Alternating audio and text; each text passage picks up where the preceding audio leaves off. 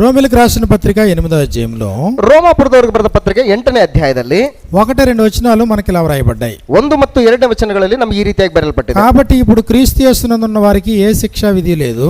ಆದ್ದರಿಂದ ಕ್ರಿಸ್ತ ಯೇಸುವಿನಲ್ಲಿ ಇರುವವರಿಗೆ ಅಪರಾಧ ನಿರ್ಣಯವು ಈಗ ಇಲ್ಲವೇ ಇಲ್ಲ. క్రీస్తు యేసునందు జీవమునిచ్చు ఆత్మ యొక్క నియమము పాప మరణముల నియమము నుండి నన్ను విడిపించెను. ಯಾಕೆಂದ್ರೆ ಜೀವವನ್ನುಂಟು ಮಾಡುವ ಪವಿತ್ರಾತ್ಮನಿಂದ ಆದ ನಿಯಮವು ನಿನ್ನನ್ನು ಪಾಪ ಮರಣಗಳಿಗೆ ಕಾರಣವಾದ ನಿಯಮದಿಂದ ಕ್ರಿಸ್ತ ಯೇಸುವಿನ ಮೂಲಕ ಬಿಡಿಸಿತು. ఇక్కడ 2వ వచనంలో 3 నియమాలు ఉన్నాయి. ಅಂದ್ರೆ 2ನೇ ವಚನದಲ್ಲಿ ಇಲ್ಲಿ 3 ನಿಯಮಗಳಿದಾವೆ. 3 నియమాలు ఏమైనా కనబడుతున్నాయి మీకు? ಇಲ್ಲಿ 3 ನಿಯಮಗಳು ಏನಾದರೂ ಕಾಣಿಸ್ತಾ ಇದಾವಾ? క్రీస్తు యేసునందు జీవమునిచ్చు ఆత్మ యొక్క నియమము పాప మరణముల నియమము నుండి నన్ను విడిపించెను. ಅಂದ್ರೆ ಕ್ರಿಸ್ತ ಯೇಸುವಿನ ಮೂಲಕ ಪಾಪ ನಿಯಮಗಳಿಗೆ ಕಾರಣವಾದಂಥ ನಿಯಮಗಳಿಂದ ನಿಮ್ಮನ್ನ ಜೀವನುಂಟು ಮಾಡುವಂಥ ಪವಿತ್ರಾತ್ಮನಿಂದ ಆದಂಥ ನಿಯಮವು ನಿನ್ನನ್ನು ಪಾಪ ಮರಣಗಳಿಗೆ ಕಾರಣವಾದ ನಿಯಮದಿಂದ ಕ್ರಿಸ್ತ ಯೇಸುವಿನ ಮೂಲಕ ಬಿಡಿಸಿತು ಅಂತ ಹೇಳ್ತಾ ಇದ್ದಾನೆ. 3 నియమాలు ఉన్నాయి. ಇಲ್ಲಿ 3 ನಿಯಮಗಳಿದಾವೆ. అందులో మొట్టమొదటిది, ಅವುಗಳಲ್ಲಿ ಮೊಟ್ಟ ಮೊದಲನೇದಾಗಿ పాప మరణముల నియమము. ಪಾಪ ಮರಣಗಳ ನಿಯಮ. ಪಾಪ ಮರಣಗಳ ನಿಯಮ. పాప మరణముల నియమము. ಪಾಪ ಮರಣಗಳ ನಿಯಮ. పాప మరణముల నియమం ఏంటి అని అంటే, ಈ ಪಾಪ ಮರಣಗಳ ನಿಯಮ ಅಂತಂದ್ರೆ ಏನು ಅಂದ್ರೆ, పాపం చేస్తే చస్తావు. ಪಾಪ ಮಾಡಿದ್ರೆ ನೀನು ಸತ್ತೋಗ್ತೀಯಾ. ఆదికాండము 2వ అధ్యాయము 17వ వచనంలో, ಆದಿಕಾಂಡ ಪುಸ್ತಕ 2ನೇ ಅಧ್ಯಾಯ 17ನೇ ವಚನದಲ್ಲಿ, దీని తినుదినమును నిశ్చయముగా చచ్చెదవని నరునికి ఆజ్ఞ. ನೀನು ಇದನ್ನು ತಿಂದ ದಿನ ಸತ್ತೇ ಹೋಗುವಿ ಅಂತ ಹೇಳ್ತಾ ಇದ್ದಾನೆ. అంటే దేవుడు ఆజ్ఞాపించాడు. ಅಂದ್ರೆ ದೇವರು ಆಜ್ಞಾಪಿಸಿದ್ದಾನೆ. ఆజ్ఞను మీరితే చస్తావు. ಆಜ್ಞೆಯನ್ನ ಮೀರಿದ್ರೆ ನೀನು ಸತ್ತೋಗ್ತೀಯಾ. ఎవరైనా చస్తారో. ಅದು ಯಾರಾದ್ರೂ ಸರಿನೇ ಸತ್ತೋಗ್ತಾರೆ. పాపం చేస్తే దేవునికి దూరం అవుతావు. ಪಾಪ ಮಾಡಿದ್ರೆ ದೇವರಿಂದ ದೂರವಾಗ್ತೀರಾ. రోమిలకు రాసిన పత్రిక 5వ అధ్యాయం 12వ వచనంలో, ರೋಮಾಪುರದವರಿಗೆ ಬರೆದ ಪತ್ರಿಕೆ 5ನೇ ಅಧ್ಯಾಯ 12ನೇ ವಚನದಲ್ಲಿ, ఇట్లుండగా ఒక మనుషుని ద్వారా పాపమును, ಈಗಿರುವುದರಿಂದ ಒಬ್ಬ ಮನುಷ್ಯನಿಂದಲೇ ಪಾಪವು, పాపము ద్వారా మరణమును, ಪಾಪದಿಂದ ಮರಣವು లోకములోనికి ఎలాగూ ప్రవేశించెనో, ಲೋಕದೊಳಗೆ ಯಾವ ರೀತಿಯಾಗಿ ಸೇರಿದವೋ. అదిగో లోకములోనికి పాపం ప్రవేశించిందంట, పాపం వల్ల మరణం ప్రవేశించింది. ಲೋಕದೊಳಗೆ ಪಾಪ ಪ್ರವೇಶ ಮಾಡಿದಂತೆ ಪಾಪದೊಟ್ಟಿಗೆ ಮರಣವು ಕೂಡ ಪ್ರವೇಶ ಮಾಡಿದಂತೆ. అంటే పాపం చేసిన వాడు చచ్చాడు. ಅಂದ್ರೆ ಪಾಪ ಮಾಡಿದಂತ ವ್ಯಕ್ತಿ ಸತ್ತೋಗಿದ್ದಾನೆ. ఎవరతను? ಯಾರಾತನು? మొదటి ఆదాము, ಮೊದಲನೇ ಆದಾಮನು. అంటే పాపం చేసిన వాడు మరణిస్తాడో, ఇది మొదటి నియమం. ಅಂದ್ರೆ ಪಾಪ ಮಾಡಿದಂತವನು ಸಾಯ್ತಾನೆ, ಇದು ಮೊದಲನೇ ನಿಯಮ. అంటే అర్థం ఏంటి? ಅಂದ್ರೆ ಅರ್ಥ ಏನು? పాపం చేసిన ప్రతి వాడు దేవునికి దూరం అవుతున్నాడు. ಅಂದ್ರೆ ಪಾಪ ಮಾಡಿದಂತ ಪ್ರತಿಯೊಬ್ಬರು ಕೂಡ ದೇವರಿಂದ ದೂರವಾಗ್ತಾನೆ. ఇంక ఈ నియమంలో పాపం చేస్తే దేవునికి దూరం అవడం అంతే. ಅಂದ್ರೆ ಈ ನಿಯಮದಲ್ಲಿ ಪಾಪ ಮಾಡಿದ್ರೆ ದೇವರಿಂದ ದೂರ ಆಗ್ತಾನೆ, ಆತ ಯಾರೇ ಆಗಿರಲಿ. మళ్ళీ ఇంక దీనికి సొల్యూషన్ ఉండదు. ಮತ್ತೆ ಇದಕ್ಕೆ ಯಾವುದೇ ರೀತಿಯಾದಂತ ಪರಿಹಾರ ಇಲ್ಲ. ఆదాం పాపం చేశాడు, ಆದಾಮ ಪಾಪ ಮಾಡಿದ್ದಾನೆ, పరిష్కారం ఏముంది? ಅದಕ್ಕೆ ಪರಿಹಾರ ಏನಿದೆ? అవ్వం పాపం చేసింది, ಅವಳು ಪಾಪ ಮಾಡಿದಾಳೆ, పరిష్కారం ఏముంది? ಅದಕ್ಕೇನಿದೆ ಪರಿಹಾರ? కయ్యను పాపం చేశాడు, ಕೈನನ್ನು ಪಾಪ ಮಾಡಿದ್ದಾನೆ, పరిష్కారం ఏముంది? ಅದಕ್ಕೇನಿದೆ ಪರಿಹಾರ? ఆదాం పాపం చేశాడు, టోటల్గా 930 ఏళ్ళు బ్రతికాడు. ಆದಾಮನು ಪಾಪ ಮಾಡಿದ್ದಾಗ್ಯೂ ಕೂಡ ಒಟ್ಟಾರೆ 930 ವರ್ಷಗಳ ಕಾಲ ಬದುಕಿದ್ದಾನೆ ಆತನು. పరిష్కారం ఉందా? ಅದಕ್ಕೇನಾದ್ರೂ ಪರಿಹಾರ ಇದೆಯಾ? పాపం చేసి అయ్యో సారీ తప్పైపోయింది మళ్ళీ వెనక్కి వస్తానంటే కుదురుతుందా? ಪಾಪ ಮಾಡಿದ್ಮೇಲೆ ಅಯ್ಯೋ ಸಾರಿ ಏನೋ ತಪ್ಪಾಯ್ತು ಅಂತ ಹೇಳ್ಬಿಟ್ಟು ನಾನು ಮತ್ತೆ ಹಿಂದಕ್ಕೆ ಬರ್ತೀನಿ ಅಂತಂದ್ರೆ ಅದು ಆಗೋ ಕೆಲಸನಾ? పాప మరణముల నియమములో ಅಂದ್ರೆ ಪಾಪ ಮರಣಗಳ ನಿಯಮದಲ್ಲಿ పాపం చేసిన వాడు చస్తాడో, ಪಾಪ ಮಾಡಿದಂತವನು ಸತ್ತೋಗ್ತಾನೆ.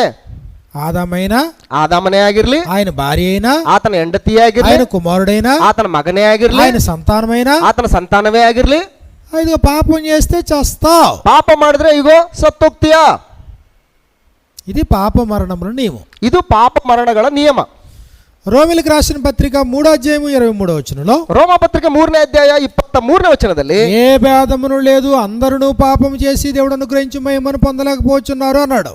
ಹೆಚ್ಚು ಕಡಿಮೆ ಏನೂ ಇಲ್ಲ, ಎಲ್ಲರೂ ಪಾಪ ಮಾಡಿ ದೇವರ ಮಹಿಮೆಯನ್ನು ಹೊಂದದೇ ಹೋಗಿದ್ದಾರೆ. పాపం చేసి దేవుడు అనుగ్రహించే మహిమను పొందలేకపోతున్నారు. ಪಾಪ ಮಾಡಿ ದೇವರು ಅನುಗ್ರಹಿಸುವಂತ ಮಹಿಮೆಯನ್ನು ಹೊಂದದೇ ಹೋಗಿದ್ದಾರೆ. అప్పుడు దీని నివారణ కొరకు దేవుడు 2వ నియమాన్ని ప్రవేశపెట్టాడు. ಇದರ ಒಂದು ನಿವಾರಣೆಗೋಸ್ಕರ ದೇವರು 2ನೇ ನಿಯಮವನ್ನು ಪ್ರವೇಶ ಮಾಡಿದ್ದಾನೆ. ఏంటి 2వ నియమం? ఏంటి 2ನೇ ನಿಯಮ ಏನು? రామపత్రిక 8వ అధ్యాయము 2వ వచనంలో రెండో నియమం కనబడుతుంది. ರೋಮಪತ್ರಿಕೆ 8ನೇ ಅಧ್ಯಾಯ 2ನೇ ವಚನದಲ್ಲಿ 2ನೇ ನಿಯಮ ಕಂಡು ಬರ್ತದೆ. ఏంటా రెండో నియమం? ಯಾವುದು ಆ ನಿಯಮ?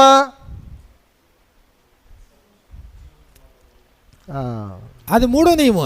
ಅದು 3ನೇ ನಿಯಮ ಆಯ್ತು. ಅದು జీవమునిచ్చు ఆత్మ యొక్క నియమం మూడో నియమం. ಅಂದ್ರೆ ಜೀವವನ್ನುಂಟು ಮಾಡುವ ಪವಿತ್ರಾತ್ಮನಿಂದ ಆದಂತ ನಿಯಮ, ಅದು 3ನೇ ನಿಯಮ. ಅದು దీనికంటే ముందు ఇంకొక నియమం ఉంది. ಅಂದ್ರೆ ಇದಕ್ಕಿಂತ ಮುಂಚೆ ಇನ್ನೊಂದು ನಿಯಮ ಇದೆ.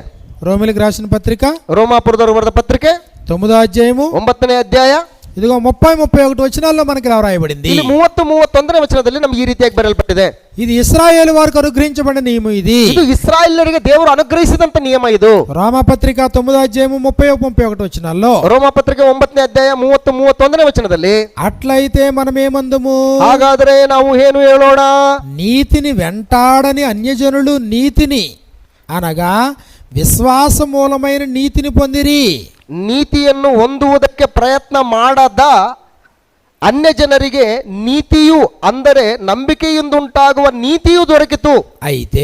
ಆದರೆ ಇಸ್ರಾಯೇಲ್ಯರು నీతి కారణమైన నియమమును వెంటాడినను ఆ నియమమును అందుకోనలేదు. ನೀತಿಯನ್ನು ದೊರಕಿಸುವ ಧರ್ಮವನ್ನು ಹಿಡಿಯಬೇಕೆಂದು ಪ್ರಯತ್ನಿಸಿದರೂ ಆ ಧರ್ಮವನ್ನು ಹಿಡಿಯಲಾರದೆ ಹೋದರೆಂದು ಹೇಳಬೇಕು. రెండోది నీతి కారణమగు నియమం, ಅಂದ್ರೆ ನೀತಿಗೆ ಕಾರಣವಾದಂತಹ ನಿಯಮ. నియమము నీతికి కారణమగు నియమం, ನೀತಿಗೆ ಕಾರಣವಾದಂತಹ ನಿಯಮ. ఇది రెండో నియమం. ಇದು 2ನೇ నియಮ. అంటే మొదటి నియమానికి నివారణగా రెండో నియమాన్ని ఇచ్చాడు. ಅಂದ್ರೆ ಮೊದಲನೆಯ ನಿಯಮಕ್ಕೆ ನಿವಾರಣೆಯಾಗಿ 2ನೇ ನಿಯಮವನ್ನು ಕೊಟ್ಟಿದ್ದಾನೆ. ఇప్పుడు ఇశ్రాయేలు వారు, ಈಗ ಇಸ್ರಾಯೇಲರು నీతికి కారణమగు నియమమును వారు వెంటాడినను, ನೀತಿಗೆ ಕಾರಣವಾಗಿರುವಂತಹ ನಿಯಮವನ್ನ ಹೊಂದಬೇಕಂತೇಳಿ ಅವರು ಹಿಂಬಾಲಿಸಿ ಪ್ರಯತ್ನ ಮಾಡಿದಾಗ್ಯೂ వారు వెంటాడినను ఆ నియమాన్ని అందుకోలేకపోయారు. ಅವರು ಎಷ್ಟೇ ಪ್ರಯತ್ನ ಪಟ್ಟರೂ ಕೂಡ ಆ ನಿಯಮವನ್ನ ಹೊಂದಿಕೊಳ್ಳಲಾರದೆ ಹೋದ್ರು. కాబట్టి ధర్మశాస్త్రము నీతిమంతులుగా చేయలేకపోయింది. ಅಂದ್ರೆ ಧರ್ಮಶಾಸ್ತ್ರ ಮನುಷ್ಯರನ್ನ ನೀತಿವಂತರನ್ನಾಗಿ ಮಾಡದೆ ಹೋಯ್ತು. అది నీతికి కారణమగు నియమమే, ಅದು ನೀತಿಗೆ ಕಾರಣವಾದಂತ ನಿಯಮನೇ. ಅದು దానిని వారు వెంటాడారు. ಆದ್ರೆ ಅವರು ಅದನ್ನ ಹಿಂಬಾಲಿಸುವುದಕ್ಕೆ ಅವರು ಹಿಮ್ಮೆಟ್ಟಿ ಹೋದ್ರು. కానీ ಆ నియమం వలన ఏ ఒక్కరూ నీతిమంతులుగా తీర్చబడలేకపోయారు. ಆದ್ರೆ ಆ ನಿಯಮದಿಂದ ಯಾರೊಬ್ಬರು ಕೂಡ ನೀತಿವಂತರೆಂಬುದಾಗಿ ನಿರ್ಣಯಿಸಲ್ಪಡಲಿಲ್ಲ. రోమిలికి రాసిన పత్రిక 3వ అధ్యాయాన్ని మనం చూసినప్పుడు 20వ వచనంలో మనకి ఈ ప్రకారంగా వ్రాయబడింది. ರೋಮ ಪತ್ರಿಕೆ 3ನೇ ಅಧ್ಯಾಯ 20ನೇ ವಚನದಲ್ಲಿ ನಮಗೆ ಈ ರೀತಿಯಾಗಿ ಬರೆಯಲ್ಪಟ್ಟಿದೆ. యాలయనగా ధర్మశాస్త్ర సంబంధమైన క్రియల మూలముగా ఏ మనుష్యుడును ఆయన దృష్టికి నీతిమంతుడని తీర్చబడడు. ಯಾಕೆಂದರೆ ಯಾವನಾದರೂ ನೇಮನಿಷ್ಠೆಗಳನ್ನು ಅನುಸರಿಸಿ ದೇವರ ಸನ್ನಿಧಿಯಲ್ಲಿ ನೀತಿವಂತನೆಂದು నిర్ణయించల్పడుವುದಿಲ್ಲ. నీతికి కారణమగు నియమమైనను దానిని వెంటాడిన వారు ఆ నియమాన్ని అందుకోలేకపోయారు. ಅಂದ್ರೆ ನೀತಿಗೋಸ್ಕರ ಆತುರಪಟ್ಟು ಓಡಿ ಹೋಗಿ ಅವುಗಳನ್ನು ಹಿಂಬಾಲಿಸಬೇಕಂತ ಓಡಿ ಹೋದವರು ಕೂಡ ಅವುಗಳ ನಿಯಮಗಳನ್ನ ಹೊಂದ್ಕೊಳಕ್ ಆಗ್ಲಿಲ್ಲ. ನೀತಿವಂತರ అర్థం ఏంటి? ಅಂದ್ರೆ ಅದರ ಅರ್ಥ ಏನು? నీతిమంతుడిగా ఒక్కడో తీర్చబడలేకపోయాడు. ಅಂದ್ರೆ ನೀತಿವಂತನೆಂಬುದಾಗಿ ಯಾವೊಬ್ಬನು ಕೂಡ ನಿರ್ಣಯ ಹೊಂದಲಿಲ್ಲ.